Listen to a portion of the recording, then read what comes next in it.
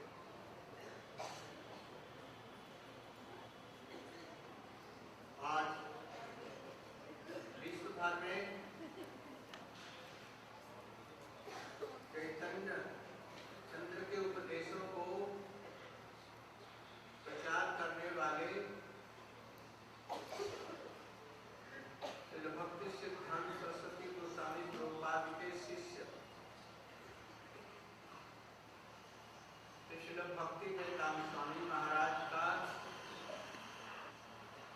योग भाव उत्सव है। सवेरे से ही उनको पुष्पांजलि दी जा रही है और बहुत से भक्त अंग्रेजी में, मैंने भी अंग्रेजी में उनके चित्र का वर्णन किया। स्वामी जी का जन्म कलकत्ते में हुआ, नवदोस्तों के दिल में हुआ। अच्छे समृद्ध भारतीय लड़के थे। बचपन से ही वो राधा कृष्ण के विग्रहों के साथ में करताल मृदंग के साथ भी चलते थे। उनका नाम अभय चरण रखा। कुछ दिनों के बाद में स्कूल में गए पढ़ने के लिए, बहुत ही प्रवृत्ति थी। और इस तरह से जब बड़े हुए तो प्रभुपाद जी के निकट आए। उनको प्रभुपाद जी ने दीक्षा दिया और कहा कि अंग्रेजी भाषा में प्रबंध लिखो और विदेशों में अंग्रेजी जितने जानने वाले हैं विदेशों में प्रचार। उन्होंने मथुरा में आकर के गुरु महाराज जी से संन्यास लिया और फिर संन्यास लेकर के झांसी इत्यादि भारत के बहुत से जगहों में प्रचार किया। पीछे से समुद्री जहाज से ही अमेरिका गए और वहां पर एक पार्क में बैठ करके कीर्तन करते थे, श्री कृष्ण चैतन्य प्रभु नित्यानंद हरे कृष्ण हरे राम। इससे आकर्षित हो गए बहुत वहां के रीति जाति अंग्रेजों की। वो मुक्त हो करके उसे हरिनाम दीक्षा लिया और थोड़े ही दिनों में विश्व में सर्वत्र प्रचार केंद्र उन्होंने खोला। बहुत से ग्रंथों का अनुवाद किया और प्रकाशित करके समस्त विश्व में प्रदान किया। इस प्रकार से कुछ दिनों में विश्व भर में श्री प्रभुपाद भक्ति विनोद ठाकुर की इच्छा पूर्ण हुई और प्रभुपाद जी के शिष्य ने इस प्रकार से सर्वत्र प्रचार किया। उनके प्रचार के फल से ही मैं भी विदेशों में सर्वत्र गया, समस्त राष्ट्रों में और भक्ति का प्रचार कर रहा हूँ। ये उन्हीं की कृपा है। और आज विश्व में ऐसा कोई नहीं जो चैतन्य महाप्रभु का नाम राधा कृष्ण का नाम नहीं जानता। इसलिए उनके चरणों में हम पुष्पांजलि दे रहे हैं। वे सब लोगों पर कृपा करें जिससे कि हम लोग सभी भजन राज्य में अग्रसर। सवेरे कुछ लोग in morning some devotees have spoken and also in between now who will speak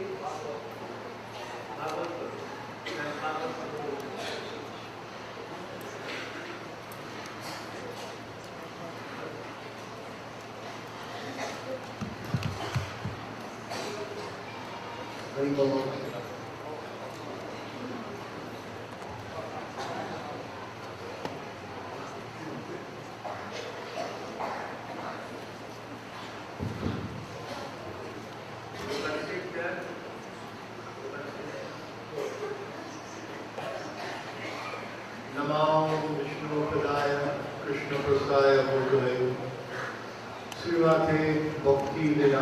Swami Namaste Saraswati Deve Govardhan Pujarine Devashisha Sunyavari Paschatya Dishitayane.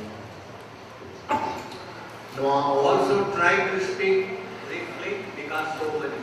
Vishnu Padaya Radhikaya Priyatmane Sri Sriman Bhakti Vedanta Narayana. So, first of all, I want to offer my most respectful obeisances unto my Diksha Guru,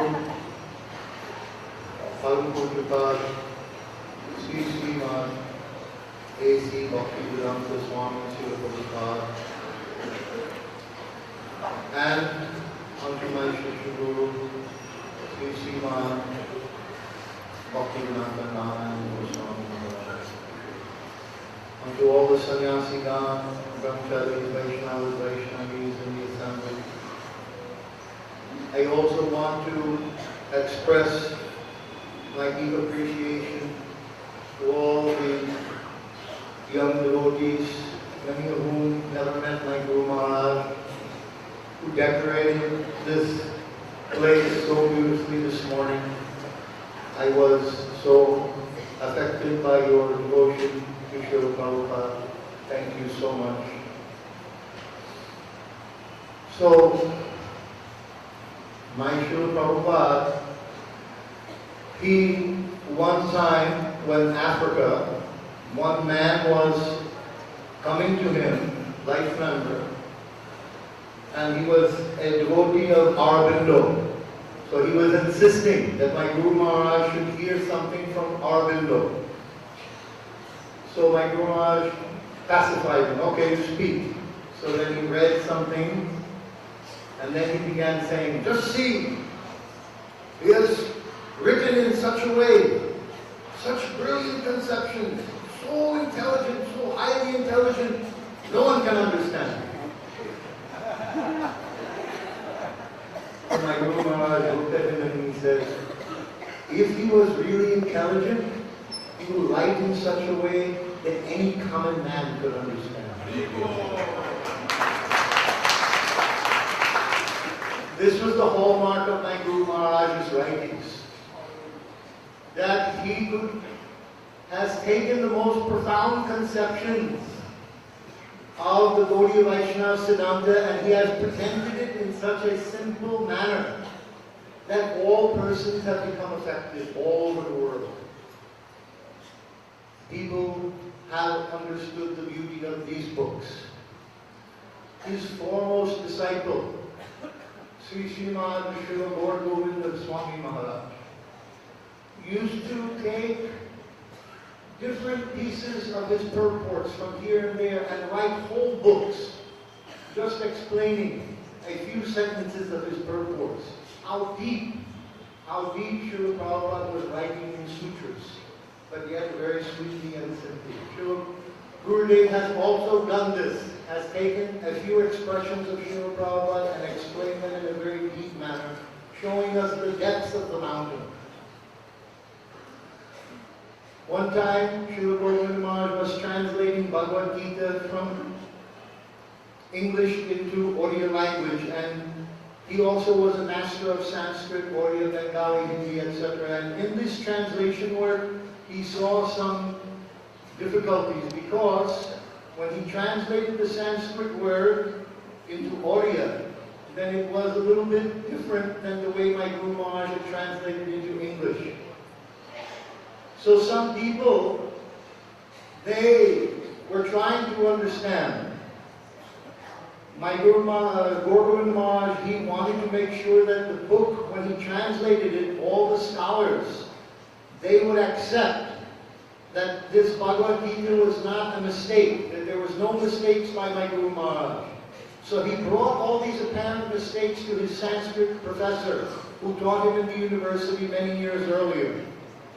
And that man looked at all these things and he told me that the words that your Guru Maharaj has used to translate from Sanskrit into English, they are very obscure meanings. Very, very obscure, very difficult. These are meanings that even I have studied Sanskrit 50 years. I would not think to use such meanings in English language. But when I saw the English translation, those words that he chose, they brought out the inner meanings of the verse in the English language that the ordinary translation could never have brought out. Therefore, I could understand your Guru Maharaj was one of the greatest Sanskrit scholars ever.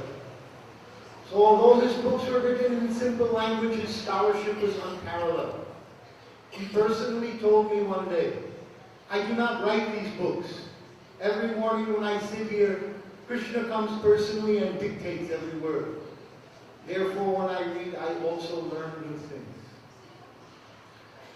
My Guru Maharaj, my Srila Prabhupada, he exemplified this verse, Sabde Pare Chanishnam Pramanya Upa Samshaya. He was a realized soul in both Shabde and Pare, and he was Upasamshaya, completely detached. When he came to Bhubaneswar and we were establishing our project there, He lived in a mud hut with a straw roof and used a toilet outside with just 4 bamboo walls. He was 80 years old and he was living in such a simple manner. We all complained, Guru Maharaj, this is not comfortable for you. He said, no, this is the place my Guru has given me. This is the place that Krishna has given me. This is our land, Krishna's land. I won't leave from here. I brought so many big persons to see him. The Speaker of House of Representatives of Orissa Assembly. I brought the Governor of Orissa. I brought so many businessmen, industrialists. They came to see Srila Prabhupada. All were remarking, he has so many palaces to live in all over the world, but he is living simply in the mud hut. He is a real sadhu. They were very impressed with his detachment from material riches. That verse, Acharya Mangajaniyam Sarvamangita Parikshit, Namarta Guru Suyure, Sarva Deva Maya Guru, sum total of all the demigods. One night in Mayapur, there had been a long drought, many months. No rain was coming. All the farmers were crying. So standing on the roof in Mayapur, talking with Guru Das, my dear godbrother, he told him, the farmers, they are all praying for rain. They are crying, no rain has come.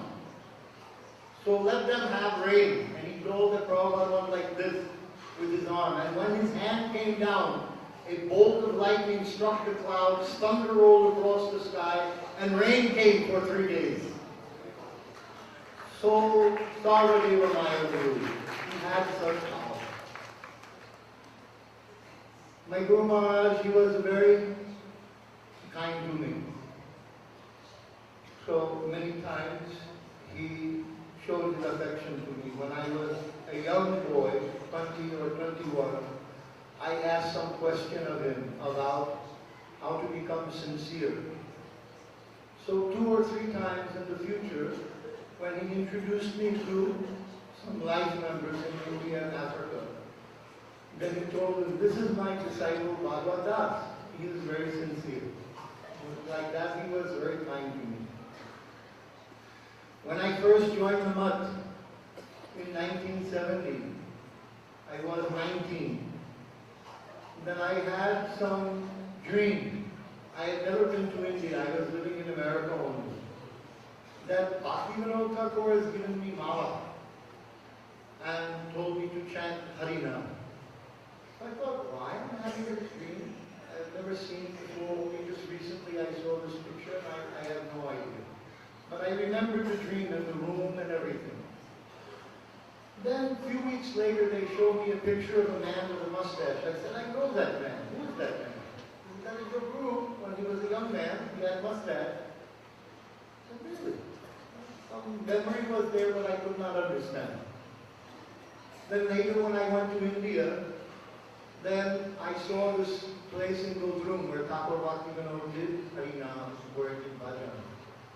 Then I went in that room, and that room was the room that I saw in that tree. So I started thinking, maybe I knew before Srila Prabhupada, something like that.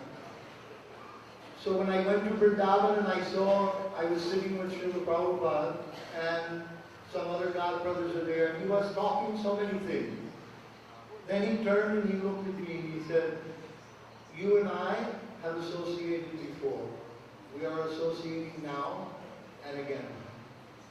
So he is my Sadguru. He is my Shri Guru. I am always connected with him. He was explaining that to me. One time when I cut my foot very badly, I was bleeding. I had put some bandage. There was a big Guru Puja.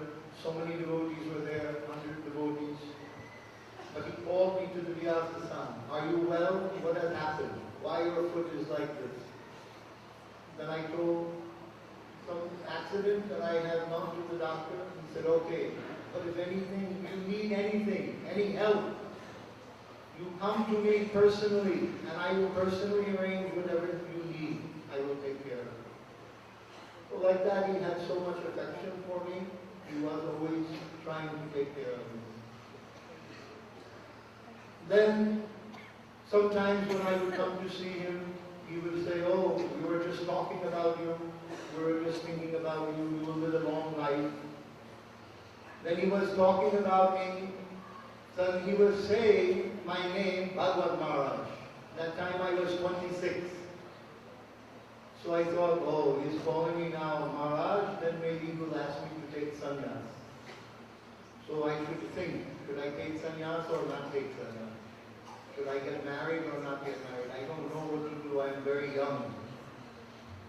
So then he asked me ultimately, so you want to take sannyas? I told Guru Maharaj, I'm very young. I'm only 26. I don't know that I can become sannyasi now. I don't know if I am qualified. I want to be someday sannyasi, but now I'm very young. So he was smiling. He said, very good. He said, better you should be sure. Don't take, because so many of my god brothers have taken sannyas and fallen. He said, better you should be sure. He said, you can take sannyas later, you can take sannyas when you're 50 if you like. But just be sure and be fearless and know that Krishna is always your protector and provider. So that time, after a few years of associating with Srila Govardhan Maharaj, I got into some political problems with my god brothers and I left ISKCON. I became married and I was departed from this devotional activities. But I remembered someone. I remembered Srila Gurudev. And from time to time he was coming to see us in America. And I would go to see him, I would talk with him for some time, and then I would go back to my material affairs, ignoring what he was trying to tell me. But I remember that at the time of my Srila Prabhupada's departure, how one day he came to see Srila Prabhupada.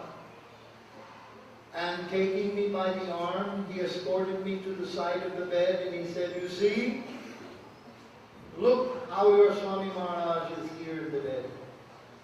See how he has put his hands like this in a mudra above his head. See how he has arched his neck backward like this. See how his feet are in a dancing pose. Now he is dancing with Radha and Krishna. Like that he instructed me. All those years ago in Vrindavan, 30 years ago to this day.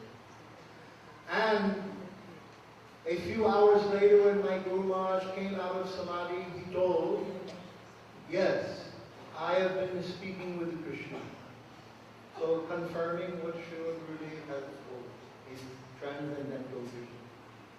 Then that time when my Guru Maharaj was leaving this world, he was exhibiting so many ecstatic symptoms. He was rolling in the bed, roaring, tears flowing from his eyes, trembling, belching, so many, staying stunned like this. He exhibited so many symptoms of ecstasy, and none could wake him from his deep ecstatic symptoms. We were all massaging him, chanting, kirtan, so many things, but he could not be shaken. I was right at his head, massaging his head, giving Charnamrit into his mouth.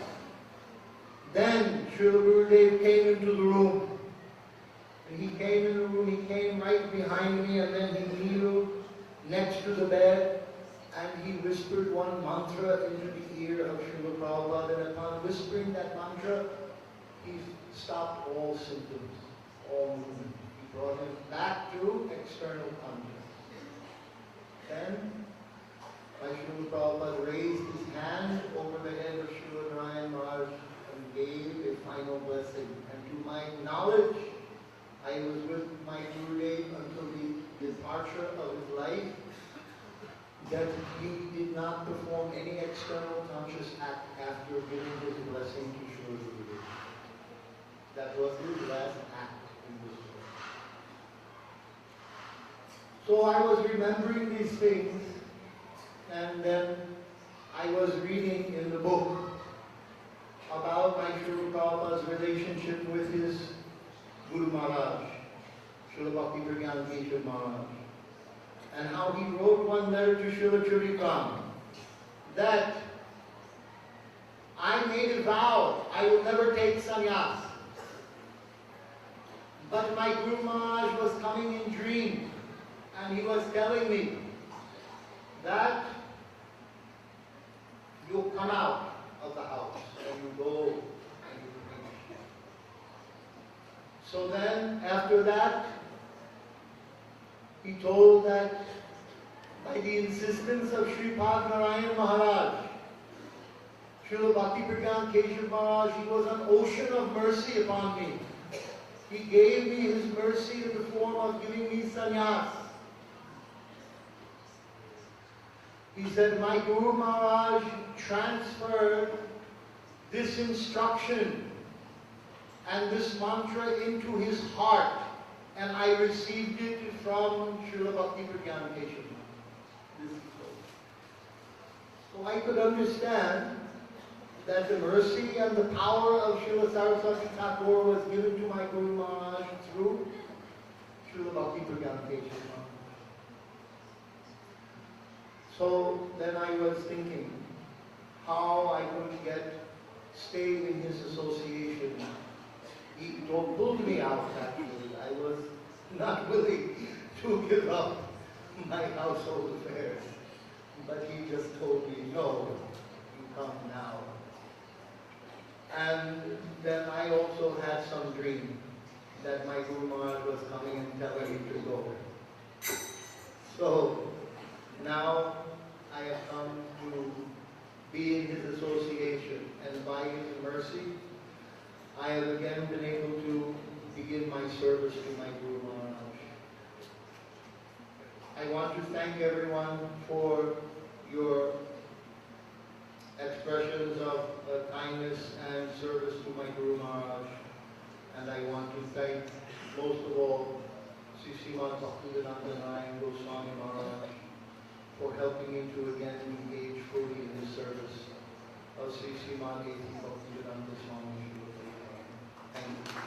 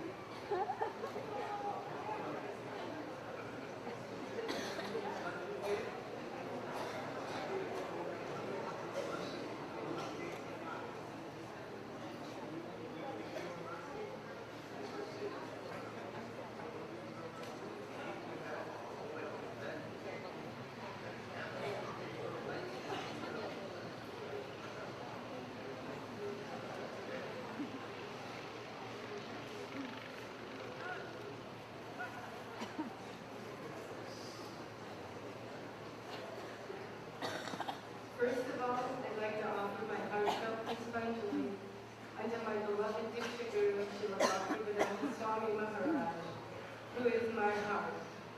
And second of all, I'd like to offer my heartfelt Pushpanjali to my Shiksha Guru, Srila Bhaktivedanta Narayana Maharaj, who is my very life. They're my life and my heart. So today, being the disappearance day of Srila Prabhupada, I feel very fortunate and very unfortunate. Because somehow or other here in Vrindavan, I actually do not feel real separation from Srila Prabhupada. I actually feel very close to him. This is his home. Vrindavan is his home. And so, by his mercy, I've been allowed to live in Vrindavan for 18 years.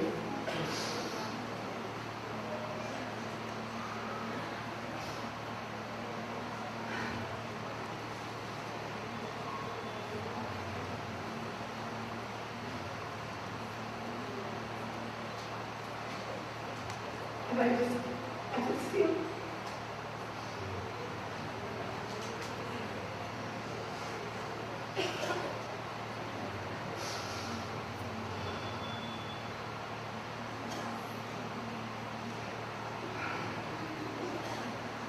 Right.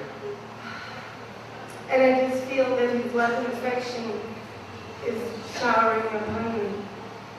And I feel he's right with me all the time.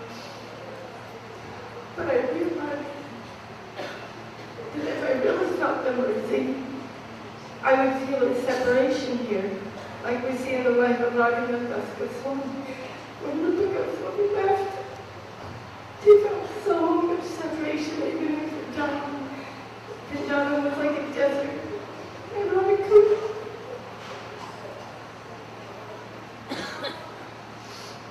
So the real mercy would be to feel separation here in Govardhan from Srila Prabhupada. So I'm praying that I can get just one drop of this relationship to Srila Prabhupada, so that I'll feel intense separation here. And so I'll be able to join him in his service surrounding Krishna. I wrote one offering to Srila Prabhupada. It's a poem. It's entitled Your Ever Well-Wisher, A.C. Bhaktivedanta Swami. That's how he would sign his letters when he would send letters to his disciples. Now, one thing is that when Srila Prabhupada was manifest on this planet, every morning he would take a morning walk. And when he would walk, when it was on something solid, he would be walking with a stick, a cane, and would go tap, tap, tap. Of course, when he was by the ocean, you didn't hear the tap, tap, tap. So, I'd like to share this poem with you. It's just to try and give you a little bit of a taste of what it was like to be present when Srila Prabhupada was exhibiting his extraordinary Guru Seva of preaching Krishna consciousness in the Western world. I was very fortunate to be a conditioned soul there in America at that time, and it was extraordinary. So I'd like to read this poem.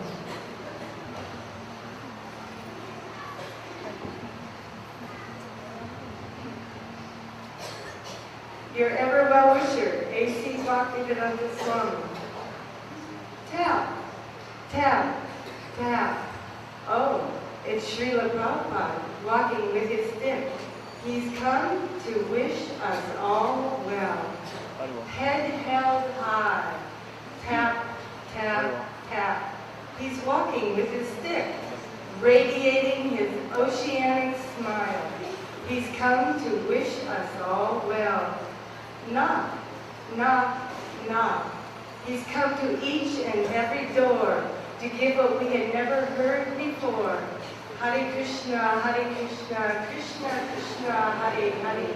Hare Ram, Ram Ram, Hare Hare. Come, come, come. Let's join in the chant.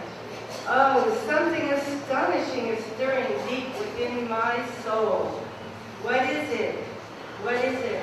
A happiness I have never felt before. Laughing and laughing. Yes, it's Srila Prabhupada. He is dancing and dancing in each and every town. Oh, what a glorious day. Nam and praying have taken a marvelous human form. Such a merciful sadhu no one has ever seen before. Tap, tap, tap.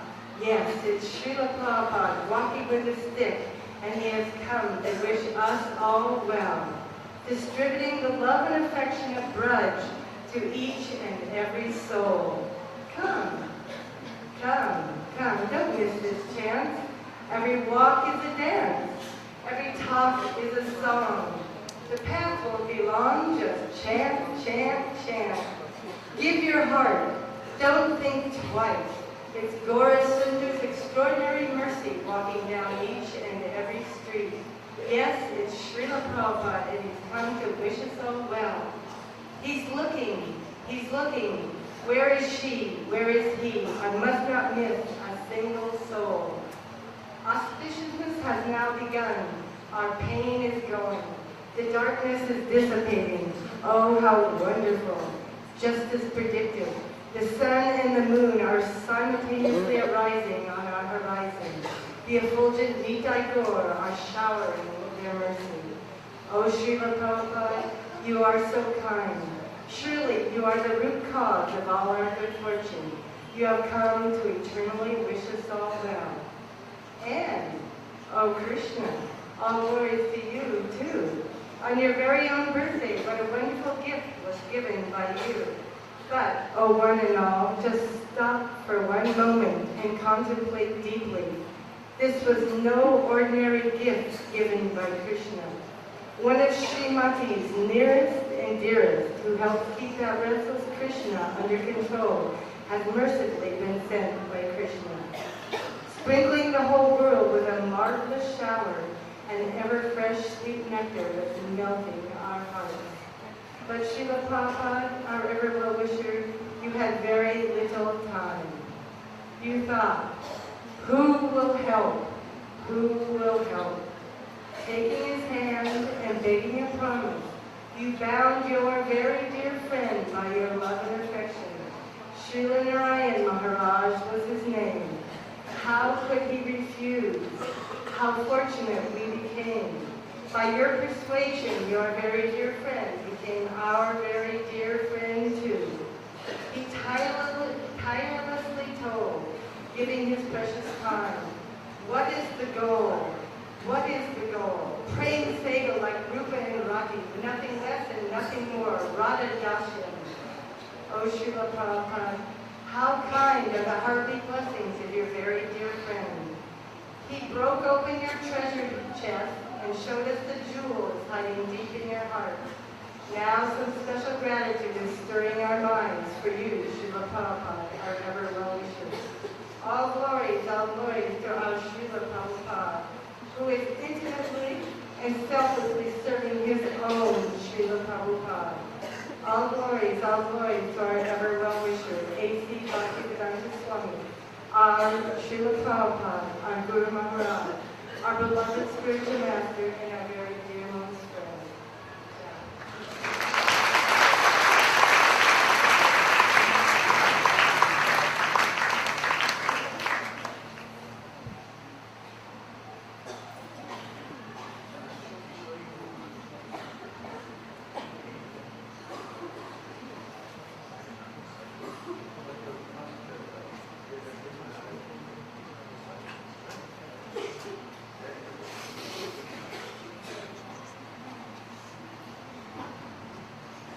I remember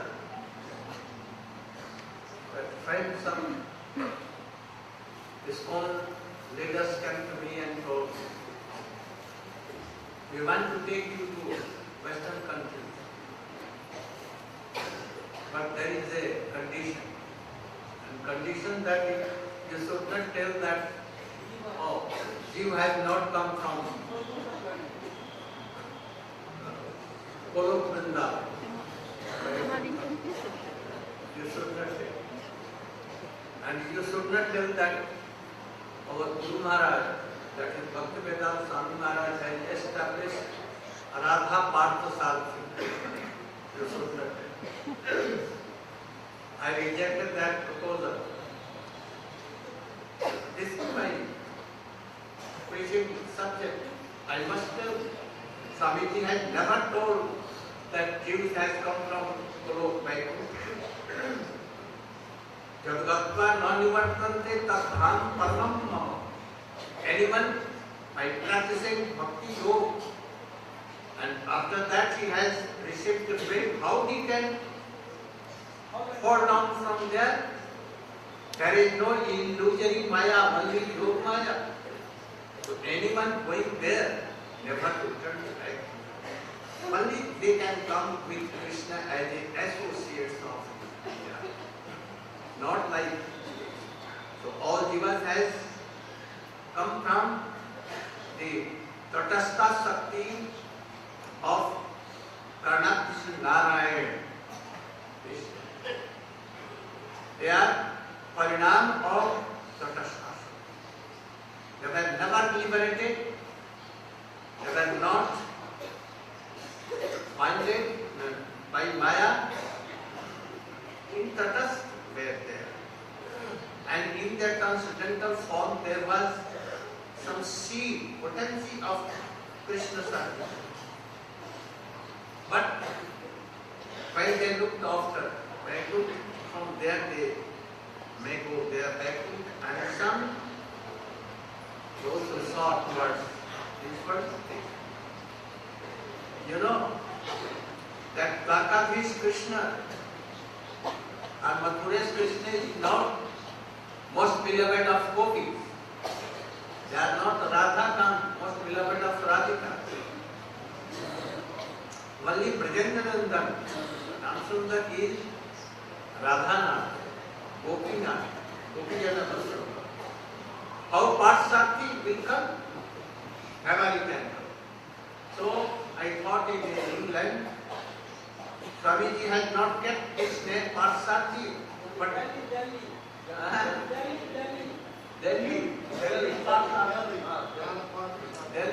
he has not kept this name. He kept any good name, but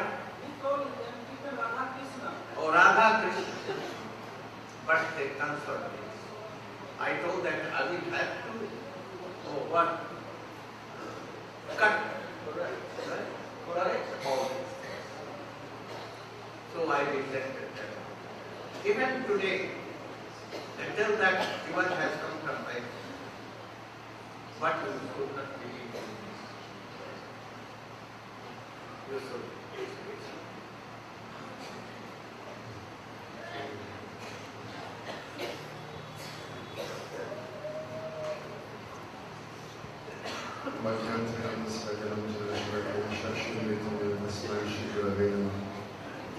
Taking the dust of the lotus feet of Srila Prabhupada on my head, I burnt no fur, some flowers at his feet.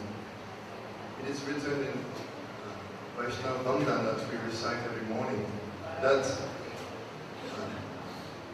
any servant of Mahaprabhu, he can deliver the whole world. Brahmandatarite Shakti. We sing it every morning. So what does it mean?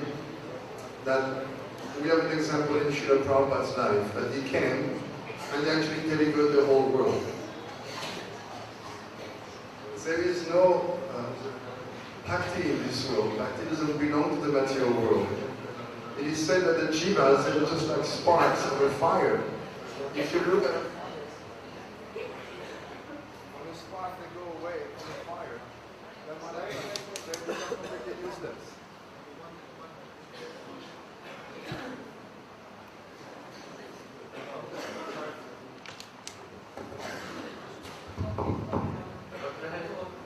It is said that the jivas are like sparks coming from the fire. We all observe the fire and the sparks which come out of the fire, they become completely useless. So the jivas, they have a function which is to serve Krishna. But when they are separated from Krishna, like when they come into the material world, they're totally useless. They have no connection. And it is said that the only way that they can get any function of serving Krishna is through the spiritual master. He has to come from the spiritual world and engage all those useless fellows of the material world in Krishna's service by putting into their heart the seed of bhakti.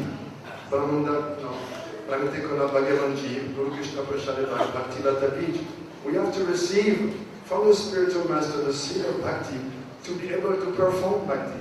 Sometimes, as a matter of preaching, we say, oh, bhakti is already in the heart. But truly speaking, it is not bhakti which is in the heart.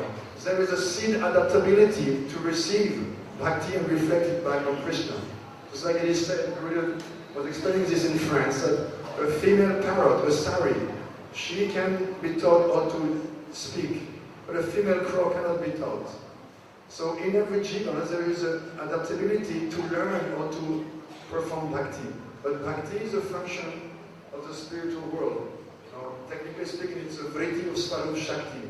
In other words, the jiva cannot do any bhakti unless it's activated by an agent of the spiritual world. So Srila Prabhupada, he came and he wanted to offer the whole world to Krishna. He has named his movement ISKCON, Antarashtriya Krishna Bhagavanita Sangha, the International Society for Krishna Consciousness. He saw that all these useless fellows are here in the material world, let me make an offering and all of them to my Prabhu. So he has found, although we are useless, separated from Krishna, he has found some use for us. And he wanted to make a gift of all of us to his Prabhu, to Krishna. So Prabhupada, he came, I remember the first time I saw him, I was just a brand new devotee, but 19. And he was sitting on the Vyasasana. Prabhupada was not very hard, you could say that he was a little short. But when I saw that person, I said, here is a mountain. Now, this morning some devotees were giving that example of Prabhupada being like a mountain. You can see the height, but you cannot see the depth of the mountain. I saw Prabhupada as a mountain, huge mountain. I saw this person has all the power. And I was, I was crazy hippie at the time. I was still recovering from drugs. I saw this person has so much power. It's like a mountain of power and a mountain of love. I saw that. That was my first impression. And suddenly Prabhupada was lavishly, manifesting that love that he was pouring to everyone. Prabhupada has that miracle ability to detect the slightest desire to serve in anyone and fan it and make it into a fire. That was Prabhupada's way to do things. They take, oh, this person has a lot of sincerity, he wants to do some service. Let's encourage that and blaze it, make it a blazing fire. And Prabhupada engaged every one of us. His miracle is that he came in a society where people were completely mad after sense gratification, and he turned us into mad after Krishna consciousness, mad after God. From mad after Maya to mad after God. That's a pretty good miracle. I think some American theologian was saying, it's incredible what you've done. Those people, they are our parishioners. They were from our church. They couldn't give a care about God. But you turned them into mad after God. How did you do that? It was unbelievable. But Prabhupada's miracle is that he had organized a society in which you could enter, and as soon as you entered there, you were engaged in service. So he came from the spiritual world, put seeds of bhakti in everyone's heart, and made a whole organization into, as soon as you come in, here you go. You engage from morning to evening into service. No question of what should I do, I'm on my own space enough, maybe I should follow this, follow that. No, engage from the moment you step in. I remember I came in, the next day I didn't even know to put a Brahmin underwear or a dhoti. At that time there were pieces of curtains we used to buy on the market, no one had been to India. And then I was on the street, passing up the magazine and invitation. And I was thinking, I had been before in India as a yogi in the Himalayas. And I was thinking when I met the devotees, oh, I'll be able to go under a tree and meditate. But we would see a tree once every 3 months because the whole day would be on a parking lot, distributing books. No trees, no sitting under a tree like that. So it was Prabhupada's miracle to engage us in practical service. We joined a mission with a very clear mission statement. If you want to please me, just distribute my books. And we've heard Srila Gurudev speaking this again and again. Even a few years ago, Gurudev doesn't speak so much about that. But he was saying, if you don't distribute my books, don't say you're my disciple. Because the message is the same. Prabhupada used to say bhakti is based on receiving transcendental knowledge and giving transcendental knowledge. Srila Maharaj said the same thing. When you swim, you take the water in the front and you push it behind. So the way to progress is to receive that knowledge and give it away. It says in Bhagavatam, if a Brahmin keeps the knowledge for himself, then he loses his power, just like the water leaking from a broken pot. And Srila Prabhupada also had some wonderful quality that he did not appear alone. In other words, what I mean to say is that the spiritual master, he appears in a different variety of form. Actually, Srila Bhaktisiddhanta wrote this in the offering, Vyasa Puja offering in 1930. He said, my spiritual master is present in a variety of individuals. Otherwise, how can he protect me? And I remember when Srila Prabhupada left, it was such a big chaos at that time, movement. And then most of us, all saffron dhoti started to turn a whiter shade of pale for most of us. And we were we entered like a new era. This was not the same thing. Love and trust were gone, and now it was what's his motivation, what does he say, what is behind his mind. It was the way. But again, Srila Prabhupada appeared in my life and Srila Govardhan Maharaj. I was praying to Prabhupada, please send me a nice sadhu I can send the disciples to, because I was preaching and making quote-unquote devotees. And then Srila Govardhan Maharaj came, and then I was asking him why he was getting on my case when I was translating his lecture. And he said, aren't you praying to Prabhupada for that? Someone to help you? And I was saying, how does he know? And then I went into his room, and I asked him. And he said, oh, you were praying to Prabhupada, he has asked me to take care of you. Then I thought, oh, my Prabhupada is appearing again as Srila Govardhan Maharaj. And when Srila Govardhan Maharaj left, then I had heard about Srila Gurudev. Actually, I had seen him sending my son in the Gurukul. I had filmed actually Gurudev giving a lecture in Krishna Balaram Mandir in Vrindavan on Balaram's appearance day, as was a tradition since Prabhupada had left this world. And then, as soon as Govardhan Maharaj left, he had drilled us so much on Sadhu Sangha. I was thinking, where? And I said, oh, Srila Narayana Maharaj. But it took me a couple of years, actually it came from him. One time, I had a good fortune to have him in my house in France, and he told me, in the same room that Govardhan had been, he said, I want you to have the same relationship with me that you had with Govardhan Maharaj. And I thought, well, then this is coming directly from Prabhupada again. I didn't even have to pray this time. I was praying for someone, I got Govardhan Maharaj. This time without praying, Srila Gurudev came like that.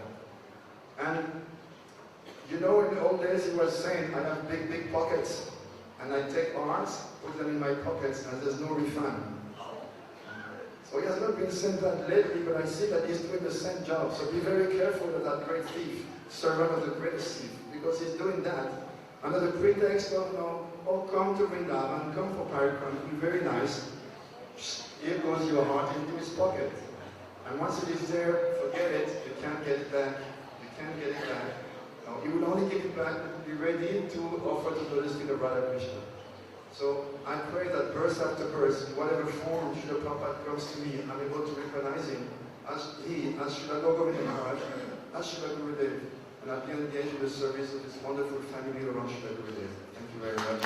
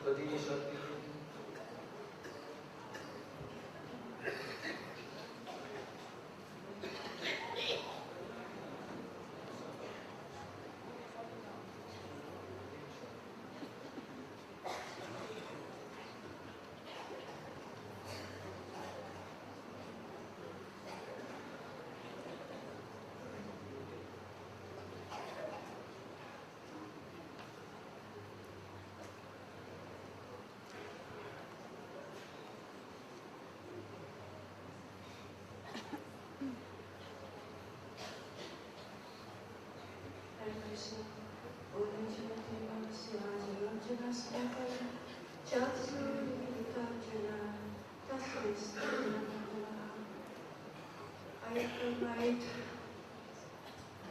dandavats to my initial guru, Srila Bhaktivedanta Swami Prabhupada. I also offer my obeisances to my beloved Desa Guru, Srila Siddhar Maharaj, and my heartfelt dandavat pranams to my Siksa, my beloved Gurudev, Bhaktivedanta Narayana Maharaj. It is only by His mercy that I'm here today. And whatever happens after today is only going to be by His mercy. I'm also very, very happy to be here in the midst of so many devotees, that both by the mercy of Srila Prabhupada, Srila Siddhara Maharaj, Srila Govinda Maharaj, Srila Bama Maharaj, so many great Vaishnavas, are we here together to share one theme, a hope that one day we may understand what it means to be Seva to Guru, to understand the heart of the pure Vaishnava.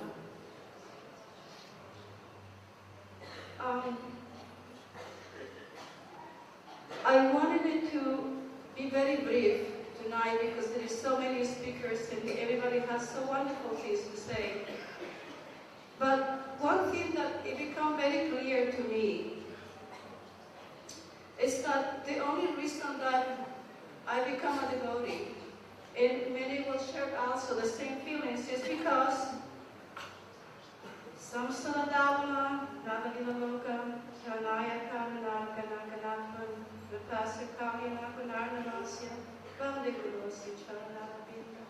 What that means, that just as the rain cloud extinguishes the blazing fire by showering its rain upon it, Srila Gurudev, by his rain of divine mercy, delivers the people burning in the fire of material suffering and existence. And I offer prayers into the lotus feet of such Gurudev. Now Gurudev can take many different faces, but actually there is only one Guru. And that is the mercy in the heart of Srimati Radharani. That I will learn from Gurudev.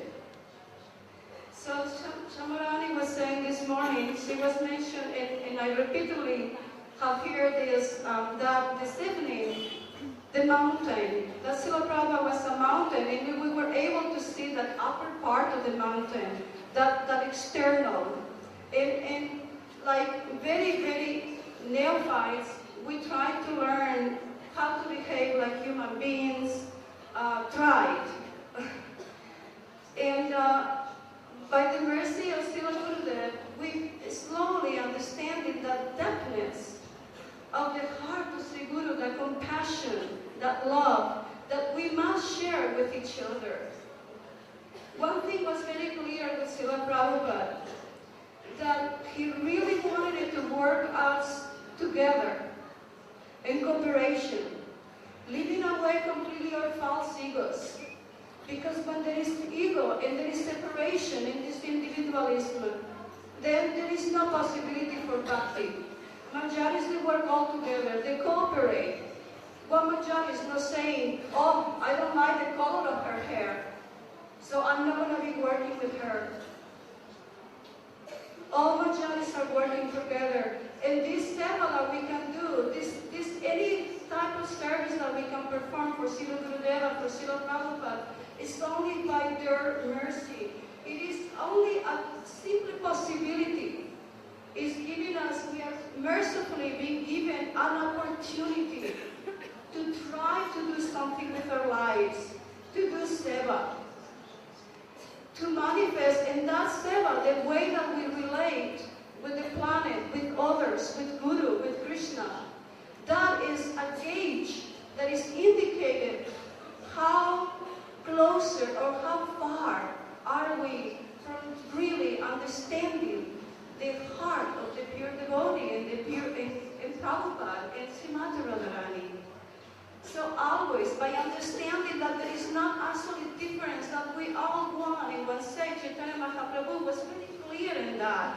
He was not only a divine manifestation of Mahabhav, by which right now we are completely safe from the moment that he appears, from the moment that he manifested that higher emotions of Mahabhav.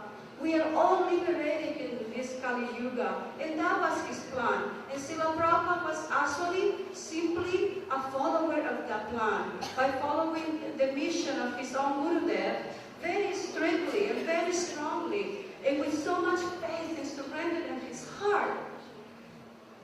He simply fitted in the plan of Sri Chaitanya Mahaprabhu.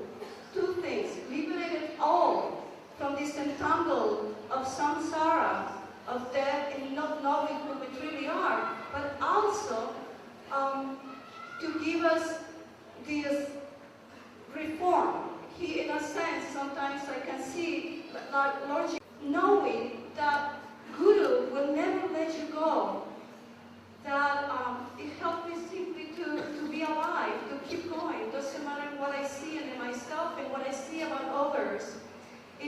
about sin or good qualities. We may not 100% be perfect, none of us, only Gurudev. So let's try to see what the heart of Gurudev is, how he loves, and how much compassion he has for each of us.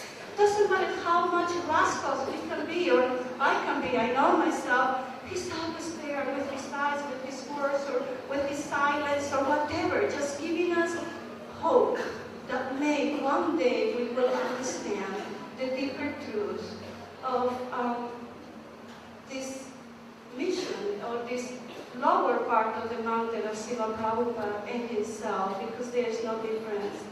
So that's all I have to say. I just hope that we can continue on serving together at deeper and deeper levels with a lot of compassion and love and tenderness and true care for each other, under always the guidance of Sri Guru.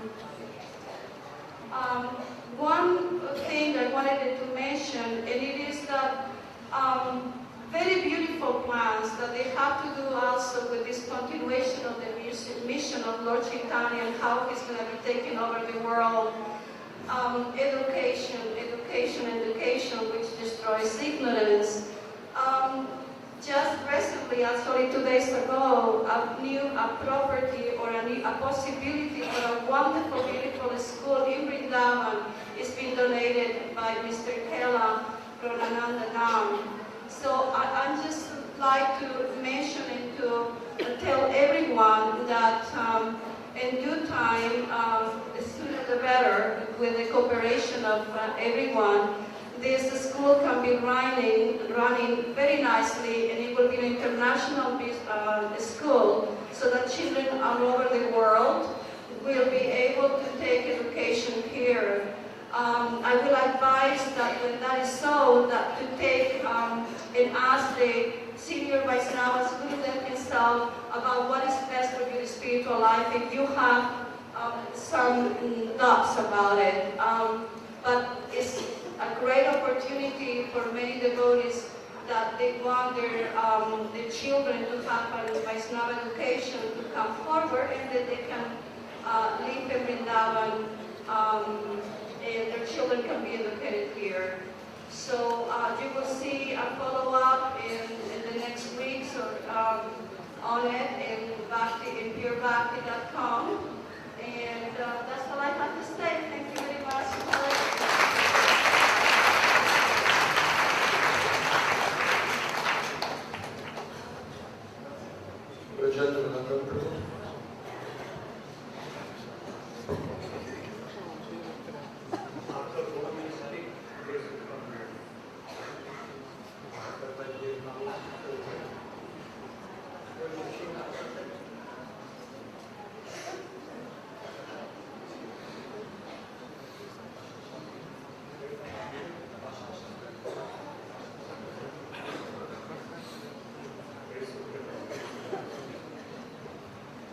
Ashtasaki from England come up to the front here to be prepared for speaking.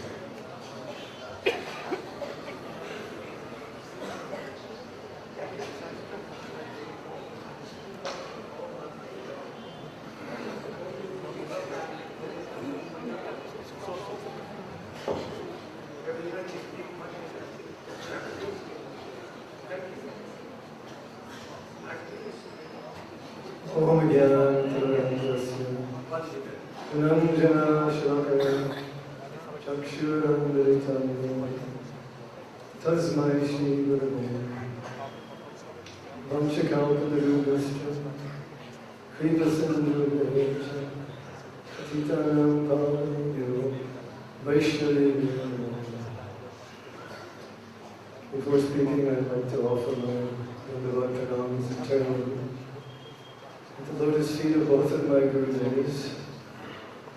Divine grace, Nichideva Vishtam Vishnuparas Matarasata Shishima Bhaktivedanta Swami Srila Prabhupada, and Om Vishnuparas Matarasata Shishima Bhaktivedanta Swami Maharaj, who both entered into the dark regions of my heart and given me some hope that is really informative. If I can quote something that Umadidi said yesterday in her humility, I can only say in my own life as a fact that it's really impossible for a materialistic person like me to say anything about Srila Govardhan and clothes. Once in England, Srila Gurudev was visiting. It was in the year 2000. And we made a surprise visit to the ISKCON temple there. And it was kind of like storming the Bastille, if you know anything about French history. We all charged into the temple room, and the ex-guru there was kind of an oxymoron, ex-guru. But anyway, the person who was there, he left, most of the devotees ran away, and we all ran in and did the Sanguru Puja for Srila Prabhupada. And afterwards, a few brave souls came up with us, and one of them was Master Saki Guru, who has now become a disciple of Srila Gurudev. And she began to tell Srila Gurudev about what the mountain looked like on top in England, all the activities that Srila Gurudev, Srila Prabhupada had done, his preaching activities there. And Srila Gurudev listened very patiently, very sweetly to her nice offering. And then when she was finished, he said, actually, we don't know him. You see, he has millions of forms, but his eternal form is in Goloka Vrindavan. So, in order for me to even begin to glorify Srila Prabhupada, I can't separate it from an effort to glorify Srila Gurudev, because they're both working together in my life and in everybody's life to bring us to the point beyond the human form, into a realm which is beyond our ability to conceive. One thing when Prabhupada first came, the setting, most of you don't know, some of you weren't even born, but it was a very unusual time. It was in the 60s. And all of a sudden this effulgent man from external demeanor with white pointed shoes and an umbrella, carrying a bead bag, was walking through amidst all the teams and masses of people at the Port Authority. But no one could have known at that time. No one could have known, despite the fact that in New York nobody was shocked by anything, that this person was about to transform the entire earth planet into a place of pilgrimage by traveling everywhere and placing his lotus feet throughout the globe. My relationship with Srila Prabhupada was a little bit unusual. Many of the devotees who are here were quite intelligent and serious about their Krishna consciousness. Unfortunately, I and many of the people who came to Srila Prabhupada in the early days were a bit mad. In fact, there was one devotee who had been with Prabhupada for about a year, and he decided that he wanted to take his life. So he went to Srila Prabhupada and said, Prabhupada, I want to kill myself. Can you give me $5? Can you give me some money for gasoline? And Prabhupada called over the treasurer and said, Sridish wants some gasoline to kill himself. Do we have the money? And the treasurer said, no problem. I said, sorry. But my dealings were not much different. On the first occasion, I had first seen Prabhupada as a college student in 1968. But shortly after that, actually 2 years later, I joined the temple. And when Prabhupada first arrived, we greeted him at the airport. And when we arrived back at the temple, there were about 8 or 10 of us there, and Srila Prabhupada started letting asasana. And kirtan started. And for some reason, I don't know why, Prabhupada looked at me and went, where's Namadanda? And immediately, waves of panic started to overcome. I was going up to everybody in that room, shaking people, asking. And I didn't have the presence of mind to know that the kirtan party hadn't returned from the airport and the Ganga was still to come. So this is the beginning of my exchanges with Srila Prabhupada, and one of the reasons that he kept me at a great distance in my service.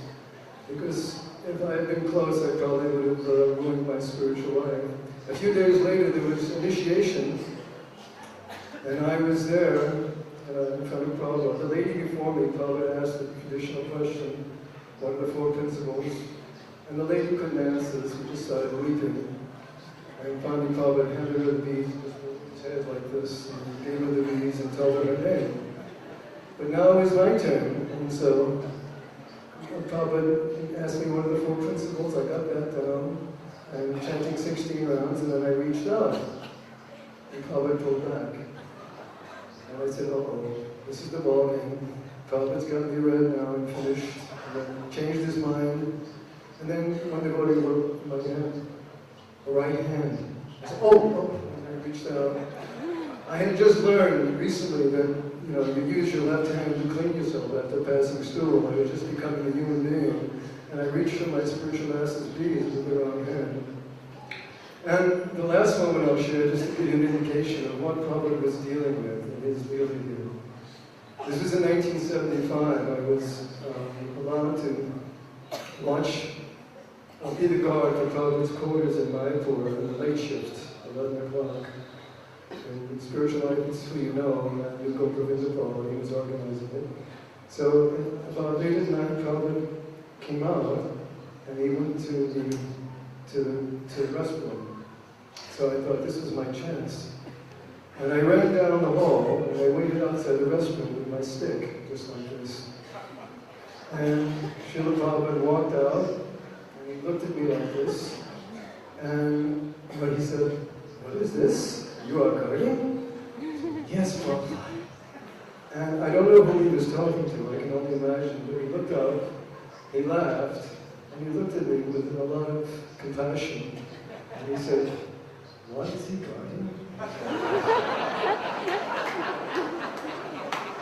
So, now you can understand why I wasn't able to penetrate very much beneath the mountain. Shamarani was so nicely described today. A short time after that, Srila Prabhupada left. He ended his Leela here, it was extremely manifest Leela. And I was left a madman, not knowing very much philosophy, not knowing so much, but just having some deep impressions in my heart by Srila Prabhupada's mercy, that somehow this person would never cheat me. And then, after about 20 years of struggling, trying to come to terms, I had developed a certain prayer. And I was saying it every day after almost every round. To please help me properly appreciate and serve my Srila Prabhupada. It was like a mantra. Please help me to properly appreciate and serve my Srila Prabhupada. And then, in 1996, by causeless mercy, somehow it was arranged that Srila Gurudev came to our little mountain retreat in Govardhan, California. And he said then that the reason he had come was that he had heard hearts crying there. So I'm hoping one of those hearts was mine. But he came, and then he helped us to properly understand more who our spiritual master is. That Rupanuga doesn't mean Yukta Vairagya. That Gauravani Pacharya is not just something you parrot, but it has deep, deep, deep import. We were at Gurudev was giving classes on Upadeshamrita, and he was speaking during the classes. Just see what Swamiji is saying here. Just see. And after the class, I went up to him and I said, oh, thank you very much for coming and inspiring us. And he said, in a very general way to me, he said, oh, it is all the mercy of Swamiji. And then he closed his eyes, and in a very deep way he said, I am realizing his glories more and more. So the glories of the pure devotee are ever increasing, and the capacity to appreciate them, even from another pure Guru, is ever increasing. And somehow or other, by the mercy of Srila Gurudev, some understanding is coming about what is our real goal. What is it that Prabhupada really came to give us? Not just to get out them books, not just building temples. Today, all over the world, people are glorifying Srila Prabhupada. There's Vyas Puja, there's festivals everywhere, in cities all over the world. But just think how fortunate we are. Here we are in Govardhan, at the lotus feet of someone who actually knows Srila Prabhupada even today. Third canto Srimad Bhagavatam, it stated that only another pure devotee can properly understand and glorify a pure devotee. So something is coming to us by some cause this mercy. I know most of my God brothers in this country, they serve so much more sincerely than me. To this day, I don't know why I'm here, but it's caused this mercy. And as we go on, more and more will be revealed to us. What I'm understanding in my own life by the mercy now of Srila Gurudev is the necessity of becoming one-pointed. Shakti Buddhihim Amiyatihim. We're Tatashta. And that means there's no standing in that middle ground. It's either Maya or moving toward Krishna. And after that, Shakti Buddhihim Amiyatihim, Gurudev said, what is the meaning of Atma Satta? And he said, it means make me yours. On my own, I can't chant. I can't remember. I can't do anything. So all I can do today is try to find something in my heart and offer a prayer to the lotus feet of my Srila Prabhupada. Gurudev told me, your Srila Prabhupada has sent you to me. And on his behalf, I will make your heart fragrant and pure. So I pray to Srila Prabhupada, you have sent me to the lotus feet of Srila Gurudev. Please, somehow or other, remove all these opposing tendencies in my heart and make me fix up Srila Gurudev in my heart with full faith, trust, and love. And let me be his statue to serve the Lord, the associates, and all beings. And by this, everything else I know will come, and I'll be able to understand one day just one particle of the glories of Srila Prabhupada.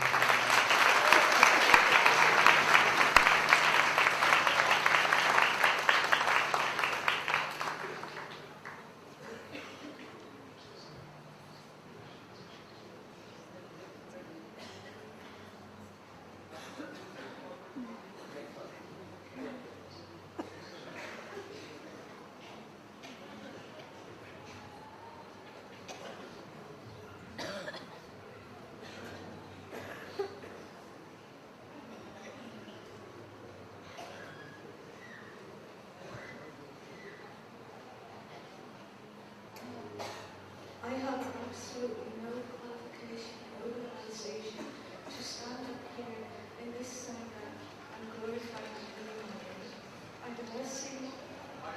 By the mercy of Srila Gurudev, who's always pulling me out of this ocean of Maya, I'm able to be here right now by his extreme kindness to offer a few words in glorification of my Gurudev, my Srila Prabhupada.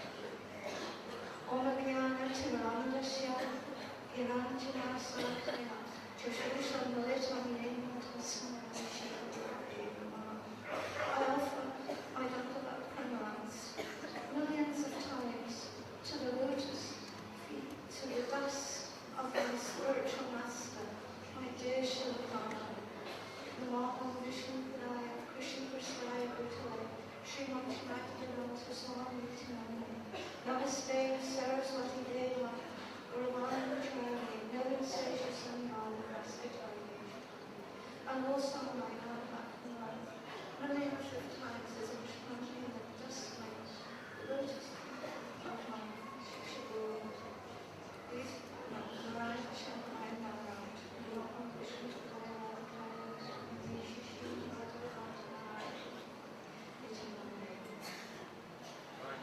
Srila Prabhupada, everything. He was everything to us. He was father, mother, and guru. He taught us everything. How to dress, how to cook, how to do the eating, how to perform sankirtan, how to chant, how to speak, how to do everything. And Srila Prabhupada, when he first came, when I first saw him in England, I must have been only about 18 years old. And when he gave me my mala, he said, I'm going to call you Asta Sakhi Asi. He said, Asta is 8 and Sakhi is friend. And I want you to become the dearmost friend. She is the dearmost friend of the 8 principal gopis. And I want you to become the dearmost friend of all the devotees. And that is because Srila Prabhupada, he is our dearmost friend. He will never leave us, and he will always be there, despite what other people are saying, that we have come to Srila Narayana Maharaj and have left ISKCON. And this is what they're saying, even though sometimes they tolerate us. This is what they're saying. They are misunderstanding all the tantra, all the instructions that are being given in the scriptures.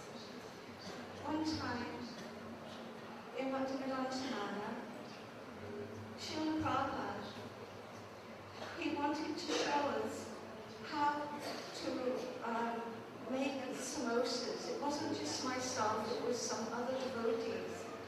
And he took us into the kitchens, and he showed us how beautiful and how quick and how everything was from Srimati Radhika. And he could do it so beautifully, but so artistically and so fast. None of us had ever seen anything like that. And it was the same when he showed us how to dress the murtis. And always it was, Srimati Radhika, she will do it like this. This is done, this will cook like this. And even when we did not know how to clean the kitchens, Srila Prabhupada, he put on a gum shirt and lifted up his gum shirt. And we came into the kitchens with Wellingtons on, and Srila Prabhupada chased us out, to come back in with bare feet. And he got the buckets, and he threw the water down, and he showed us how to clean the kitchens, and it was all done. He said, this is how Srimati Radhika will like this to be done. And I remember in Berry Place, it was Srimati Radhika's appearance day. It was 1973, and the whole night I'd been up, because at that time we did not have the facility to send things to India. And this time we had to make all the clothes ourselves.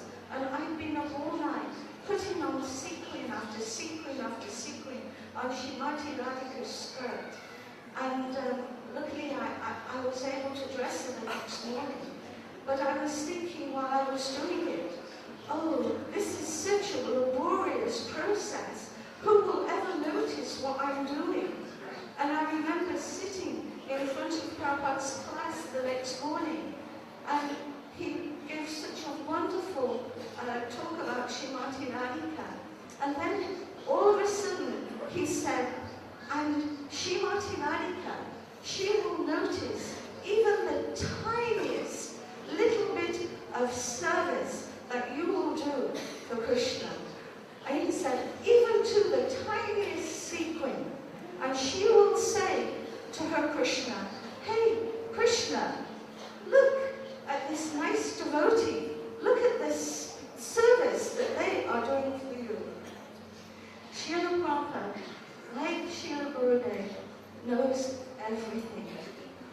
And it's very hard to explain exactly what was happening at the time when Srila Prabhupada came. we were hippies. We needed to be completely trained. If we came to Prabhupada crying, he had a way of dealing with the ladies. Oh, he said, first, sweet, hot milk and sleep, and then I will deal with you. That was, Srila Prabhupada was everything to us. But we were hippies with no intelligence. We had no books in the beginning. We just had a Krishna book. I didn't even know for 1 year totally about Lord Chaitanya. I didn't know that who he was. I only just found out from birthday. But I mean the deep understanding of Mahaprabhu. But Lord Chaitanya, it was Prabhupada inspired us, and this is the most incredible thing. We would go out and we would chant on the streets. Do you know in England we had in every major city, every day of the week, we had Harinam, chanting Hare Krishna. We had in London, in Birmingham, in Manchester, in Glasgow, in Edinburgh, every day of the week, with very little books, with not much knowledge of exactly what we were doing, except this great love for Srila Prabhupada. And that, yes, it was just this great love for Srila Prabhupada. And we would go out every day on Harinam, chanting, and the last, going quickly from there to now, the last few years has been absolutely heartbreaking. Nowhere now, not in London, not in Birmingham, not in Glasgow, not in Edinburgh, do we go out chanting every single day of the week. No. Gurudev is going to fix that, because he's going to build us a temple. And that is going to happen again. And under this sadhana now of Rupa Swami, our chanting will be so much more potent. When we were in London just recently, we had a wonderful Harinam with Indupati. And there were people off the streets coming to us saying, where have you been for the last 20-odd years? No, because there is no potency. When Islam go out, they maybe chant a little bit. When we go out, because our congregation is so spread out all over the country, but when we come together, they hear us. So we're going to change that and continue with what is Prabhupada's mood. I mean, when we were chanting every day of the week in England, our devotees were being arrested and put into the jail. And we would have to go at night and get them out. And one time, and I was the one in Berry Place who used to go to the court to try and get them out. And this one time, I think Ashwini Didi will tell you, the judge got sick on the Friday. I mean, we couldn't get them out of the jail. So Ashwini was one of the ladies that got sent to prison for the weekend. And when Srila Prabhupada heard about this, he said, he narrated the story of Sandapanda Muni and Krishna and Balaram, and how at night they were left under the tree looking for fuel when he sent them out, and a big cyclone and thunderstorm and rain came, and he said they suffered so much. They were real disciples. He said, and now my disciples, they are suffering. And Srila Prabhupada was so pleased. And now in England, Srila Rai Maharaj, he has promised that he will build a temple and our congregation will come together. And this chanting and all the first, that we know the potency that we will have, because even when we have one kirtan in London, everybody comes, and these people that were just 20 years ago come and say to us, you know, where have you been? So now we're going to change that, and Gurudev's going to build us a temple, and we're going to have a big congregation, and we're going to put that chanting back on the streets every day of the week, in every city, in major city of England. I pray to all of you for your blessing that this will happen. And I also know that my Gurudev now, he is eternally situated on the banks of Radha with his Yugna-Kishore, with his dear Radha and Krishna. And I pray to Gurudev that my martyrs, and that you can not just keep picking me up from this world of Maya, but one day, you are my heart, and you are my life. And my Gurudev, my Prabhupada is also my heart and my life. And I want all this to go, because there is nowhere else I want to be but on the banks of Radha, serving you and my Gurudev eternally. So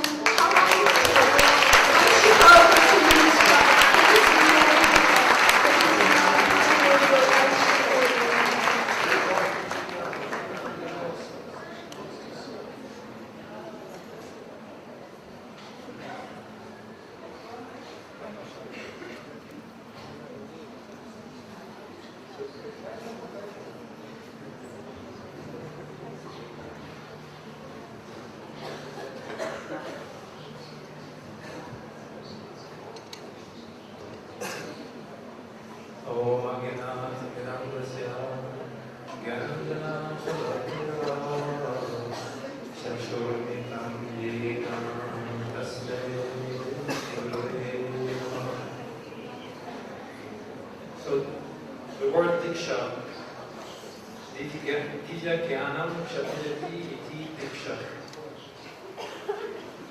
by initiation, the Guru gives divine knowledge and free the disciple from all his past sins. Srila Prabhupada was always instructing us. Everything he did by his books, by his words, by his deeds. And his one verse he was found quoting.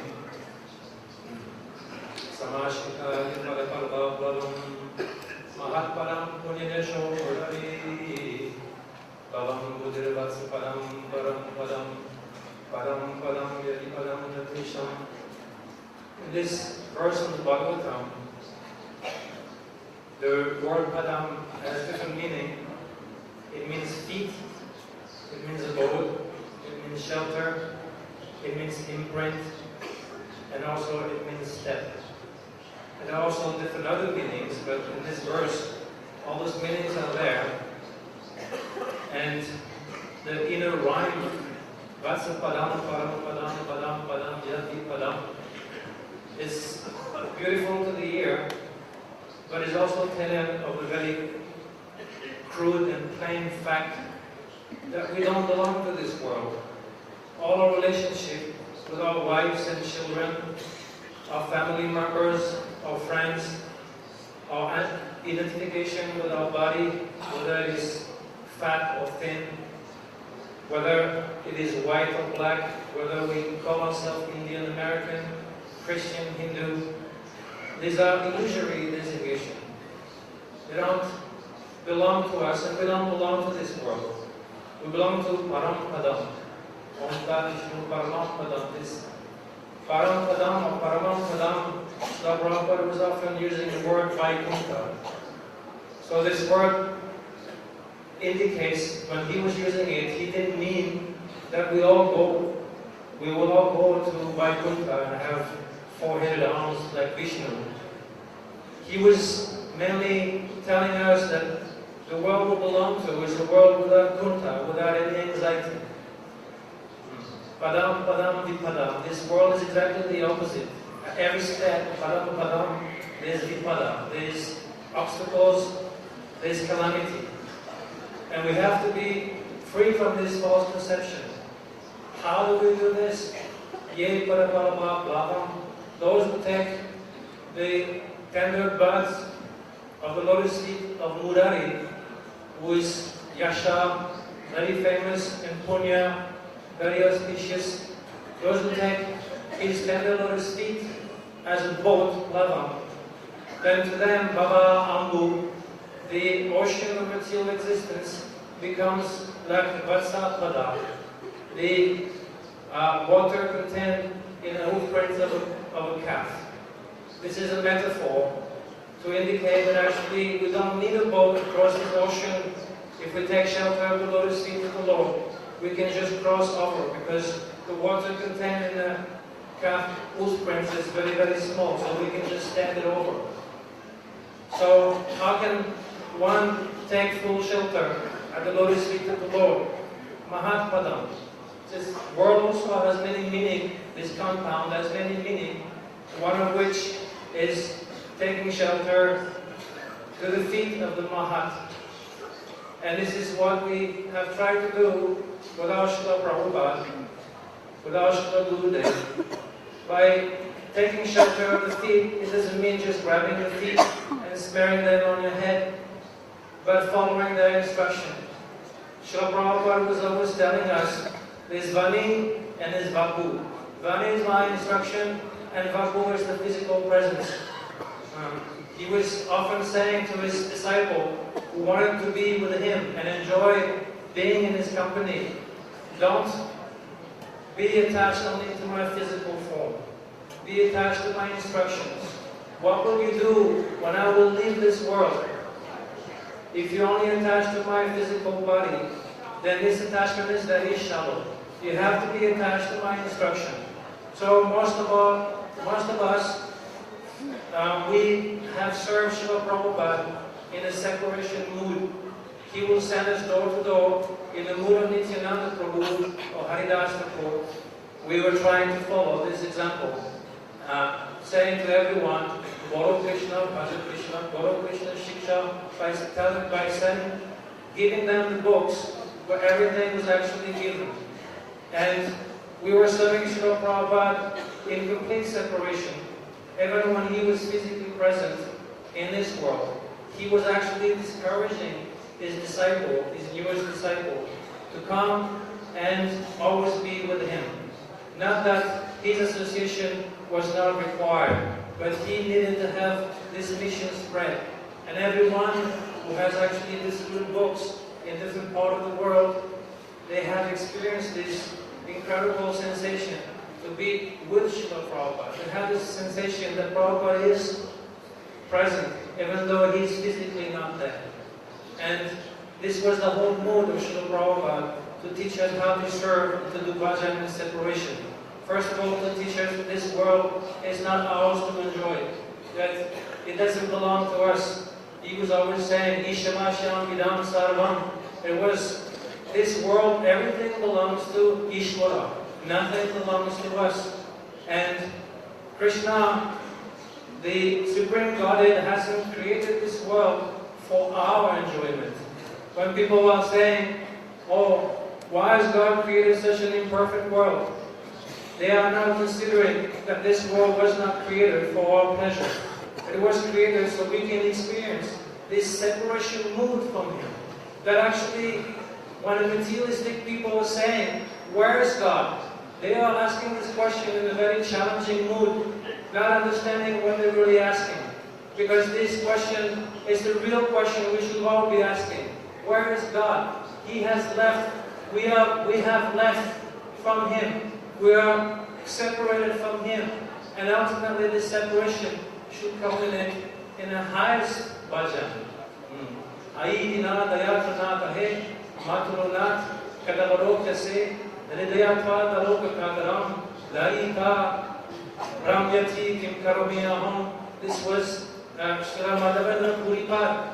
He was quoting this verse, who is stating the mood of Srimati Radhika being separated from Krishna when he went to Mathura.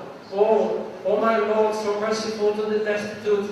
Oh Lord of Mathura, where are you gone? I am so eager to see you that my mind is becoming completely confused. What shall I do now?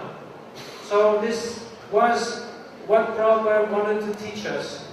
And this is Govardhan Pracharini. Rama Kachit Upasana, Rajavalu Arganari Kapika. To do bhajan, following in the footsteps of the gopis. Of course, none of us, at least not myself, expected Srila Prabhupada to leave that soon. I thought he will stay with us 10 more years. And it was devastating to see him go so soon. And darkness came, at least in my heart. And it was very, very difficult to have to face the physical separation from our Gurudev. Of course, in the Srimad Bhagavatam, it is said in the 11th canto, how this Abadut Pramana is telling Yadu Maharaj how he has 24 different gurus. That the bee can be the guru, the earth can be the guru, even he himself can be the guru. So the guru has many forms, and he certainly manifests in the form of a Vaishnava, high class of Vaishnava.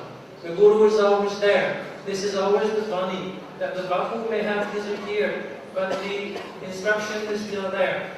And I am very fortunate to be in the association of Srila Gurudev here in Govardhan among all of you, and I pray that I may always be in their service, or at least I aspire to be in their service. Now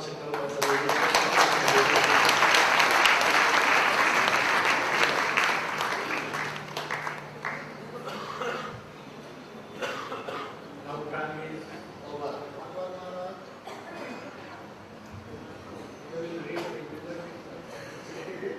Namaste Namati Shachipatra Sarupam Rupam Tasya Purim Maturim Gostavatim Radha Kundam Girivaramaho Radhika Madhava Sham Shabdo Yasya Pratisukipaya Shigurum Tam Natosmi. Auspicious disappearance day of the Divine Master, Hoitara Swami Maharaj, Srila Prabhupada. At my respectful basic center for the state, brother state and my Shiksha Guru, Sri Bhaktivedanta Narayana Swami Maharaj, inspiring me to continue path of bhakti to all Vaishnavas and Vaishnavas with the Bhargava. So I prepared two verses, verification of my Srila Prabhupada. Parama Punya Purusha Pratipadam Upadesha Prapanche Patitapota Vishayamagna Samudre Swacharane Dasya Dane Amrita Prapaya Tattvat Apaya Bhagya Visheka Bhaktivedanta Swami Drishtacharitya Bharat Dairyatana Siddhata Suddhadharya Kutatva Divya Ananda Varsatva Sudarja Jatya Vinasha Sabhasevat Dattvena Abhaya Bhagavisheka Bhaktivedanta Nama. Translation. O supremely pious person, you teach at every moment newer and newer lessons by your example. You appear like a boat ferrying the fallen souls across the ocean in which they are drowning in sense gratification. You force them to drink nectar by drinking the charity of service to your feet, and reward them an auspicious bath in the waters of fearlessness. Deliver them from the poverty of miserliness. Bestow the gift of sobriety, for you are mountain-like in your own firm sobriety, yet are like a shower of divine bliss. You destroy disqualifications to do even very low birth by giving sadhu seva. So, as previous speakers have pointed out, Srila Prabhupada, by his example, he was perfect acharya. That every action he had to apply the fact he was showing how to live and how to perform bhajan. His preaching was universal and made available for all. The service to his lotus feet was made in such a way that everyone can understand very succinctly, very easily, no matter what their qualification. We have very little qualification, and so in his literatures like Srimad Bhagavad Gita and the corroborative literatures, Bhagavatam, Gita, Nidhanatam, he gave very basic tenets that we should first of all understand Atma Tattva and purification, sadhu sangha. This sadhu sangha is the very means by which our spiritual life can go on. And if we simply hold tight to these principles, engage in sadhana bhakti according to his guidance, his last definition for us. The Narayana, we've come to a fallen condition, at least myself I can speak, that unless he had come into my life would be, I would may have been suicidal, or it's hard to say, but it's certainly not auspicious. Everyone here is padam padam yati padam latesham. It is simply a notion that follows. But for one who's taken to this path, as Prakash Prabhu has pointed out, then natesham. It is not for them. They are, as much as they take this process, they become impervious to the onslaught, which is increasing more and more day by day of the age of Kali. So, this auspicious day after our spiritual days, my Guru days, so to speak, and I pray that he can encourage me in fulfilling his desires to speak. He wanted all his disciples to teach, and he made it very simple. Gyare deke tara kaha Krishna pare, amara gyare guru hoy tare desh. Whomever you meet, who you speak, whoever you see, you speak to them about the signs of Krishna on whatever level you know. It need not be very high. He gave a very simple example. One daughter of his Shamsundar, one of his disciples, a little girl, she went up to a perfect stranger and said, "Do you know who Krishna is?" The Supreme Personality of Godhead. Whatever she may not even know so much the depth of what she said, but what she said was perfect. If we inculcate these simple instructions or deep instructions that Srila Deva and Srila Prabhupada has given us, and speak what we have heard, and try to incorporate them into our as an understanding, then there's tremendous benefit we can give, no matter what our position is and who we are.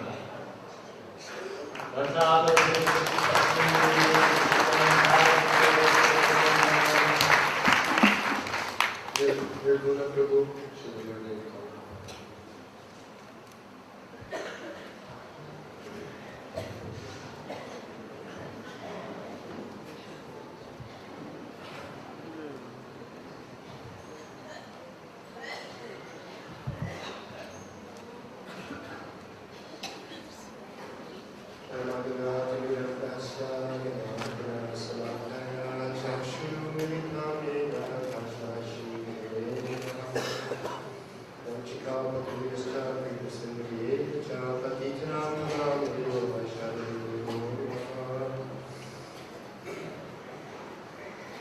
Being ordered by Shri Gurudev, I certainly should speak what I know. About 1970, I was traveling after going through the horrors of Vietnam. I was traveling and looking for the absolute truth and trying to find a guru to follow. I met several bogus yogis, noted that in some ways they had practiced more austerities than myself, of course, but they were all very proud.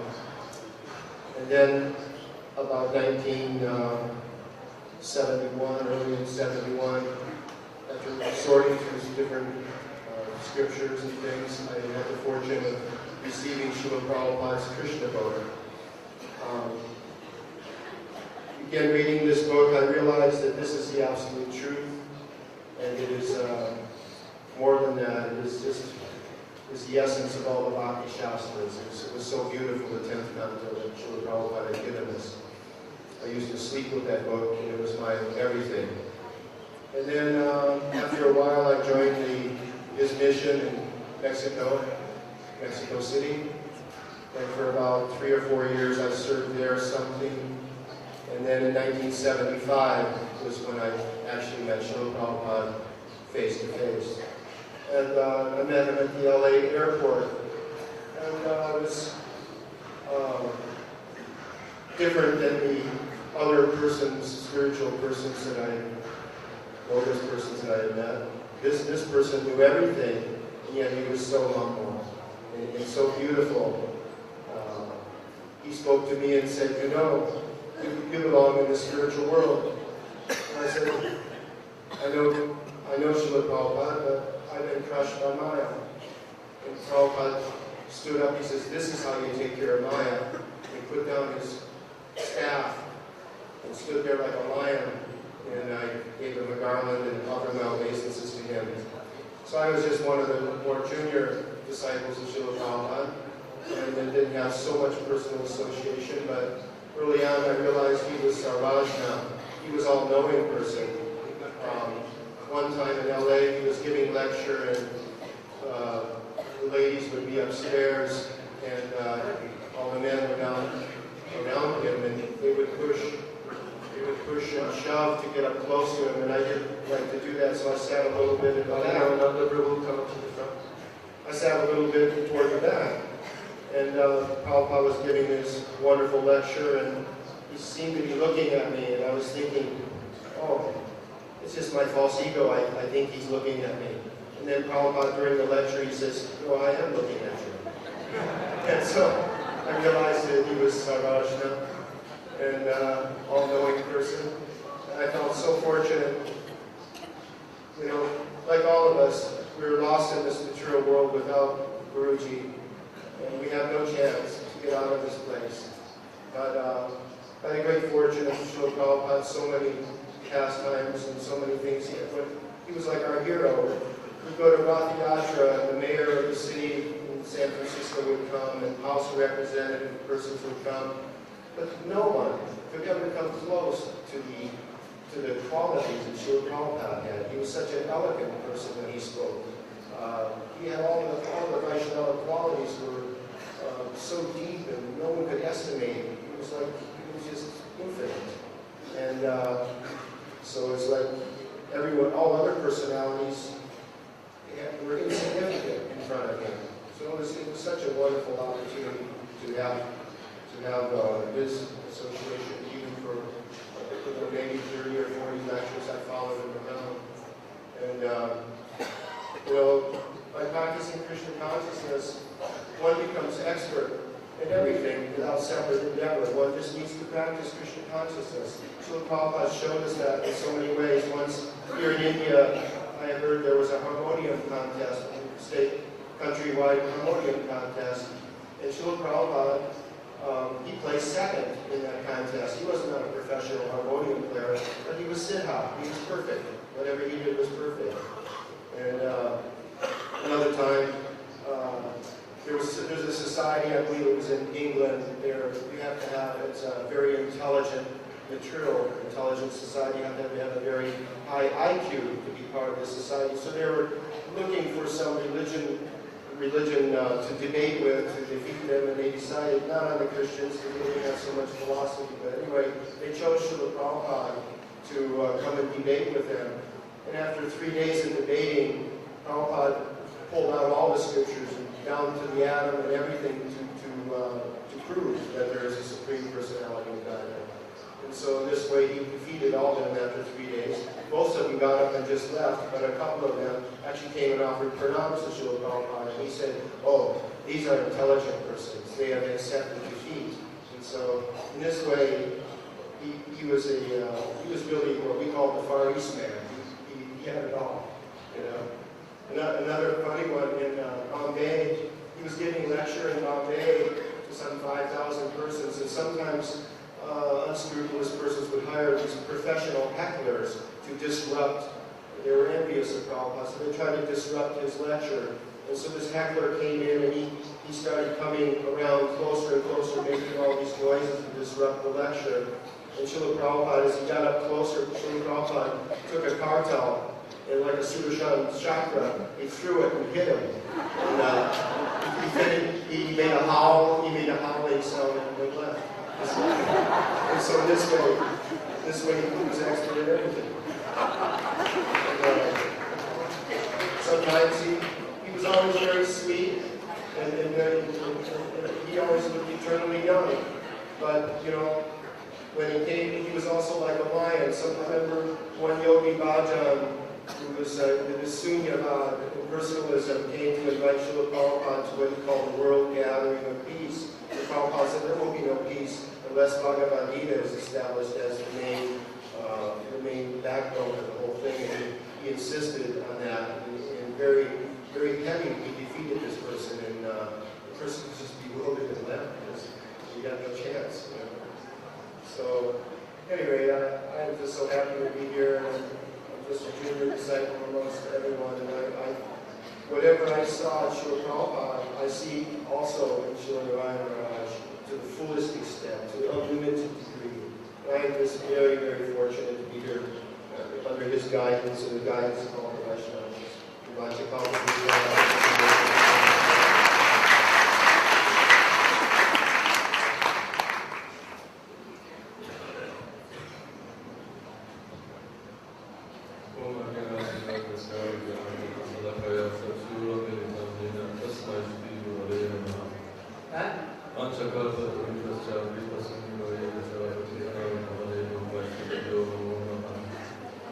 So I've been taxing my mind since a few days of what I can say here in front of all of these many learned devotees, many experienced Vaishnavas, and on that occasion I would like to just mention that what myself and all of us experienced yesterday in the presence of the exalted disciples of Srila Ramana Maharaj was very touching and very impressive. I have rarely seen such displays of exalted devotional sentiments. So I would say my appreciation for that. There are so many angles at which to approach the subject matter of Srila Prabhupada, so my mind was kind of like gyrating the last 2 days of what angle do I take, how do I approach the subject matter. Right now I'm still not sure, so I'm just going to leave it to the blessings of Srila Gurudev, and he can help me choose a path where my spontaneity will not fail me. So I thought also that a historic approach might be interesting, considering that I was born just 1 year after the Second World War. Germany was practically speaking in ruins, millions and millions of people had died. The generation that grew up then, they experienced that not only were buildings destroyed and people destroyed, but also a whole way of life, a paradigm of thought, an outlook on what the meaning of life was. A whole set of that was destroyed in the First World War and the Second World War. The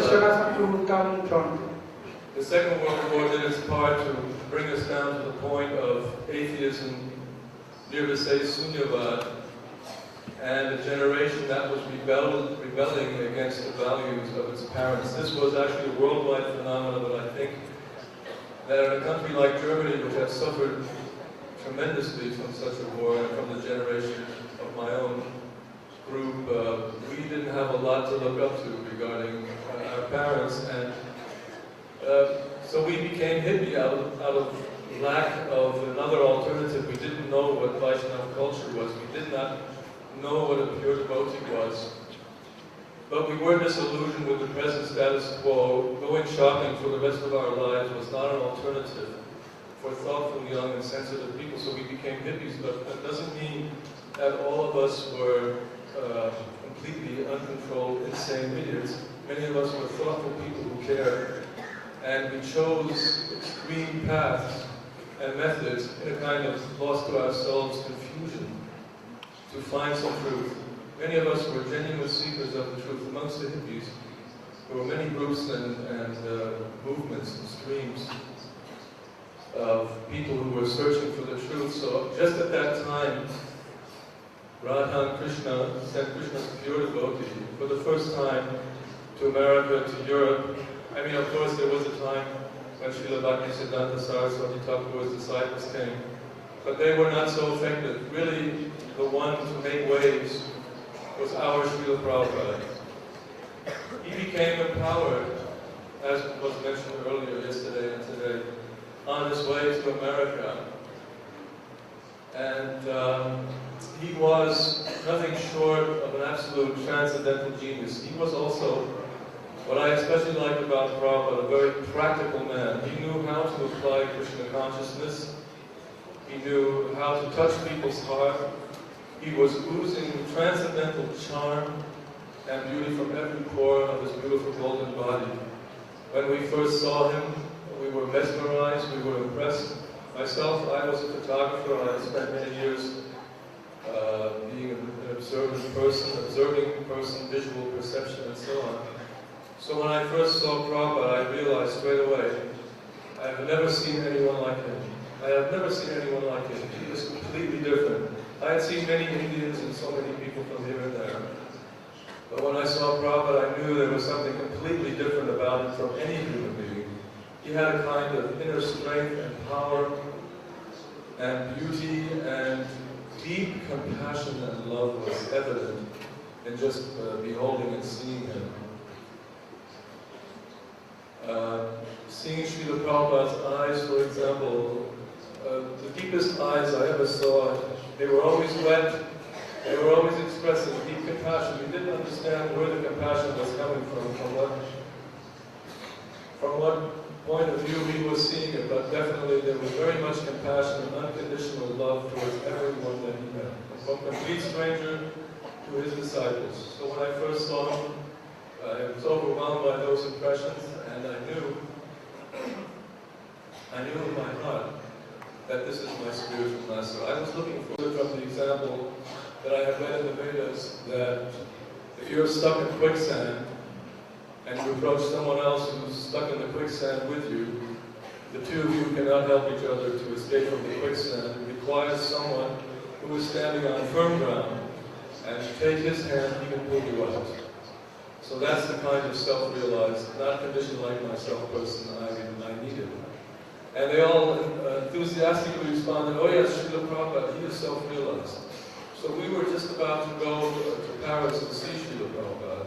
This was in the summer of 1972. And I had just given every penny that I owned and everything that I ever possessed to the temple, because I thought I'm just going to invest everything here.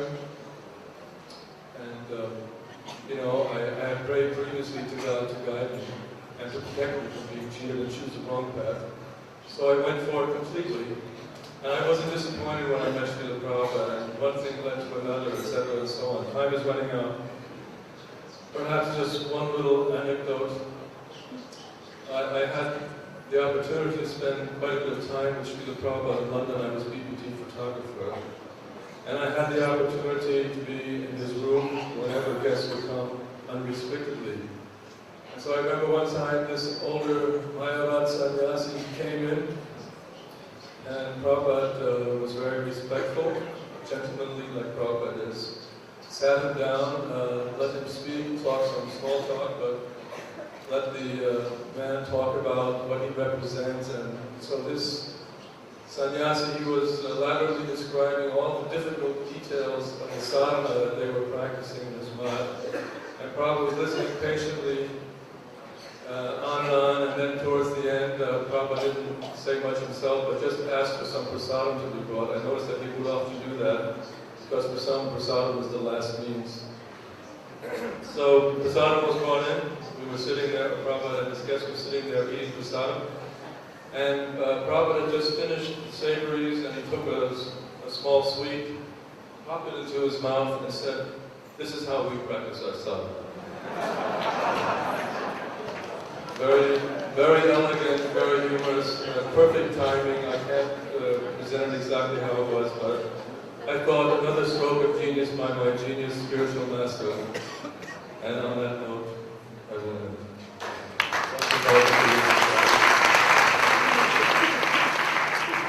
Graduate Johan, so please greet Pushpanjali in few words.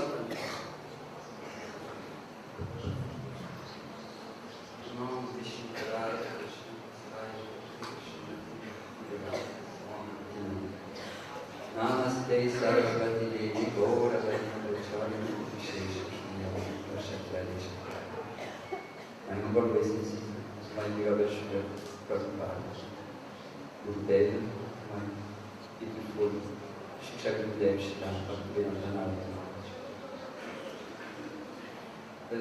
It's quite wonderful things what Prabhupada did, that from such a high place he came all over the world and gave the highest thing to all of us who were so lost and unqualified in such a short time. So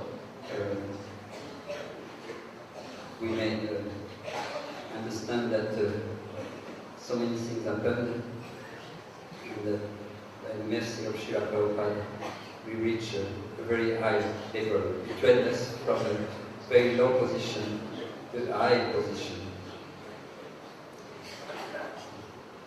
One time in New Mayapur in France, in 76, when Prabhupada was there visiting for 1 week, and we were doing Sankirtan every day, and we were coming back every evening for his lectures. Actually, he was coming out of the temple, and he was giving a darshan on the lawn behind the castle, and we could ask him questions, and that was my chance once. That was the only time I could speak with him personally, and I asked that question: Dear Srila Prabhupada, how can I stop speculation? For me, speculation was meaning, how can my mind stop going here and there when I chant, when I do some seva, when I do any service? And so I asked Prabhupada, how can I stop speculation? And Prabhupada looked at me and said, you must stop speculation.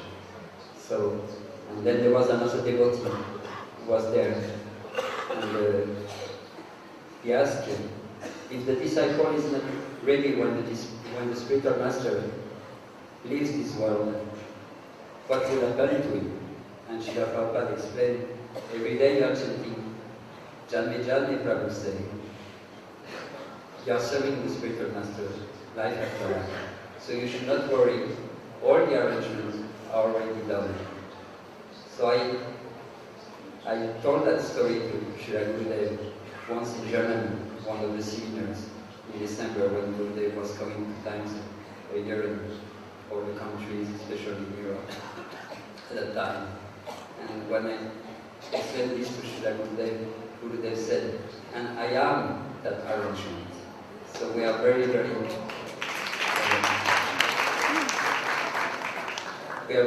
fortunate, because Prabhupada gave us so many things.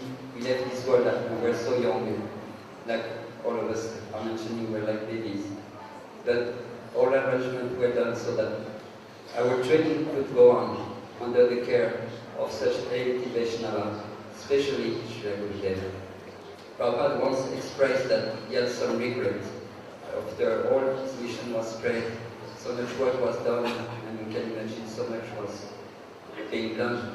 So many festivals, preaching everywhere, preaching to one person, that person would make devotees, would even, so many devotees did not meet Srila Prabhupada, like Mahaprabhu, when he went south of India, he preached to one person, and that person preached to another person, and he became devotees of Krishna. So Prabhupada did so much work like this, but he had a regret. He said that I regret that I couldn't train personally all my disciples. So actually, that wish of Prabhupada is now being accomplished by Srila Prabhupada giving us the association of his dearest friend, Srila Gurudev, who is training us, and it is so much necessary. So by Gurudev's mercy, now we can appreciate Srila Prabhupada so much, how much deep, how much so deeply, like Shemalani expressed this morning, and they gave us actually that picture of how the mountain of Srila Prabhupada is so by Srila Guru's mercy. We are now assembled here in Govardhan. That was the wish of Srila Prabhupada also. He wanted to come to Govardhan at the last end of his manifesting pastimes. Nobody could accomplish it, but Srila Gurudev is accomplishing it. So many thousands of devotees are being assembled here at Sri Govardhan Lotus feet and the bank of Srila Dakud. So all these Prabhupada is accomplishing that wish he had to train his disciple through Srila Gurudev, giving personal association, personal affection and love so much. So we can understand that Prabhupada has left for us so much wealth, treasures, jewels, and so many things, and Gurudev is manifesting all of them. So I'm grateful. I'm praying in the lotus feet of Srila Prabhupada and Srila Gurudev that I may realize it was something of all this.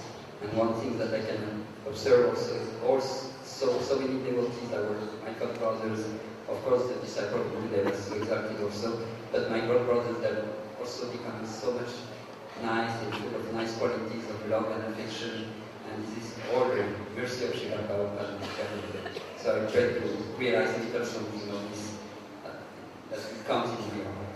Jai Srila Gurudev. Hare Krishna, I have a humble request. Who is taking prasad in upstairs? After prasadam, they throw their leaflet here. It is not proper. It is hard to clean and foul smell is coming. So I am requesting you all. After prasad, please bring your leaflet down and put in the trash can. Please don't throw from the top and the bottom here. Thank you for your cooperation.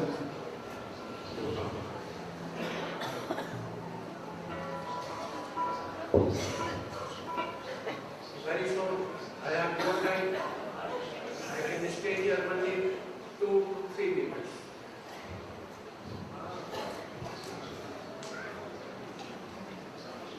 Other thing,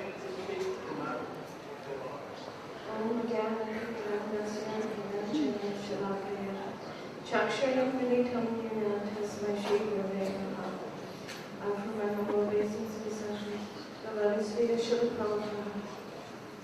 And also my humble obeisance unto the lotus feet of Srila Maharaj. Today, because of last year, when I spoke at ISKCON, I said that that ISKCON had lost Srila Prabhupada's rooms because they had prevented Srila Narayana Maharaj from coming to worship at the Krishna Balaram Mandir. And so we were thus prevented from worshiping Srila Prabhupada at the Radha Damodar rooms. I said that, and it came to pass that ISKCON lost the court case and the possession of the Radha Damodar rooms.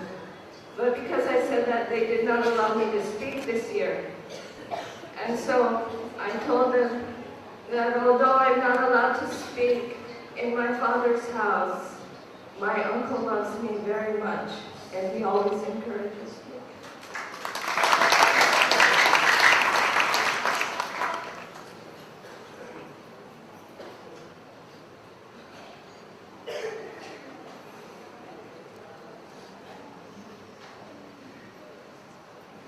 Yasya prasada bhagavat Yasya deve prabhaktir yadhave bhagavaram Tasya te kritika yartha prakashate mahatmanaha. This is one of Srila Prabhupada's favorite slogans. It says, only unto those great souls who have implicit faith in both the Lord and the spiritual master are all the imports of the Vedic scriptures revealed. In around March of 1972, Srila Prabhupada came to Hawaii. He initiated many devotees. He gave sannyas to Siddhasarup, and he installed Panchatattva deities for our worship. Hawaii, he said, was New Navadvip. He told us of the great mercy of Sri Chaitanya Mahaprabhu, and assured us that Sri Chaitanya Mahaprabhu accepts no offense in his worship. Srila Prabhupada spoke for many days, and each day he began, Sri Chaitanya Mahaprabhu took sannyas when he was a very young man. And each day he explained a different reason why Mahaprabhu took sannyas. In those days, this was before we had the Chaitanya Charitamrita. By his speaking and by his presence, and by the great love that we could feel from Srila Prabhupada, we became very attached to Sri Chaitanya Mahaprabhu. He made us understand the life of Mahaprabhu, his teachings and his Harinam Sankirtan. Srila Prabhupada came for this. Prithivite achi yata nagaradi gram sarvat sarvanchara hoive moranam. Throughout the world, in every town and village, my name will be preached. These are the words of Sri Chaitanya Mahaprabhu, his prediction. His glories would be spread throughout the world. This was done by the transformation of so many lives. This is being done.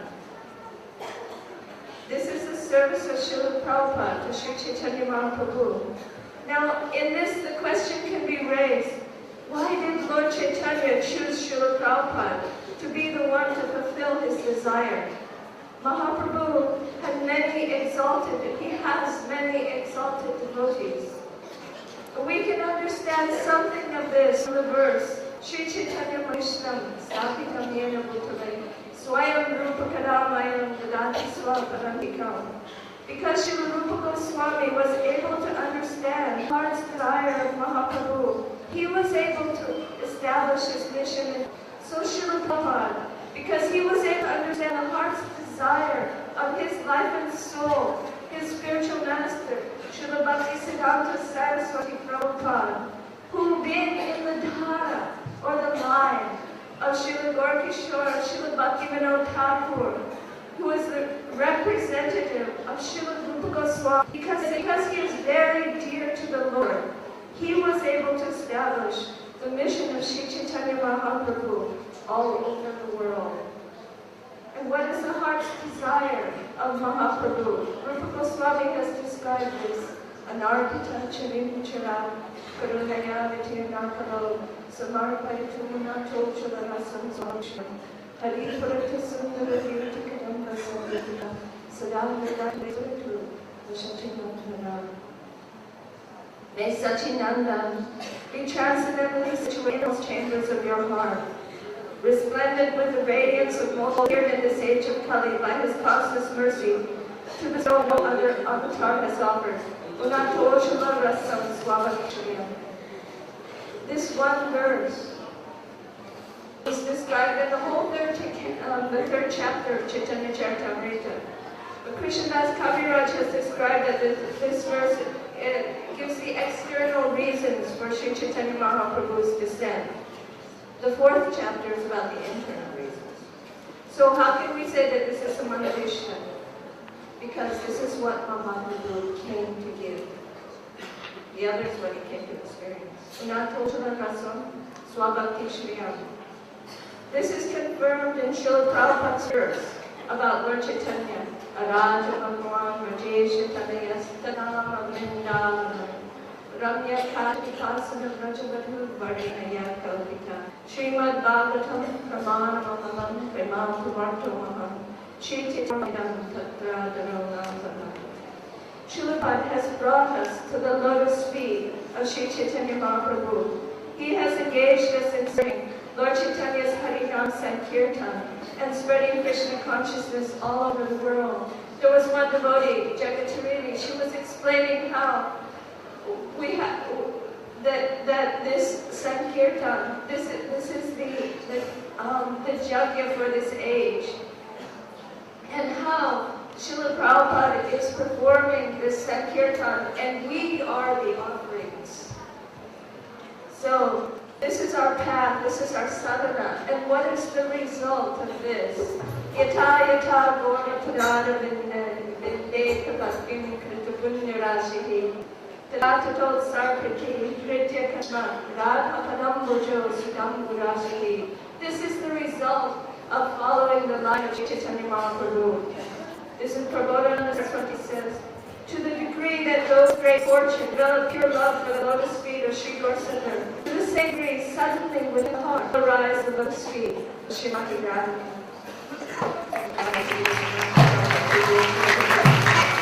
Other speakers will speak.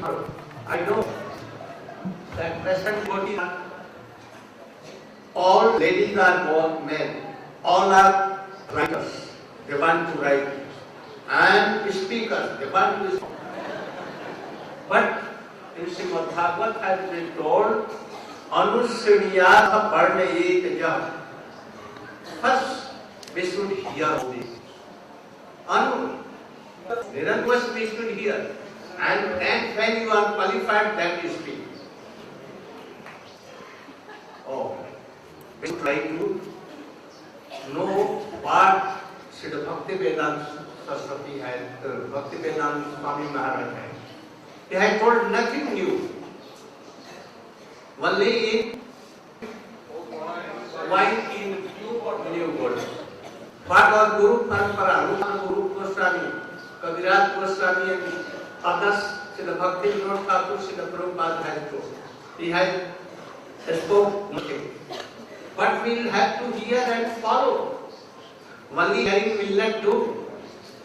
By hearing, when a taste will come, by chanting, remembering, by other Shravan Kirtan, when all the go and it will come somewhat, oh then okay.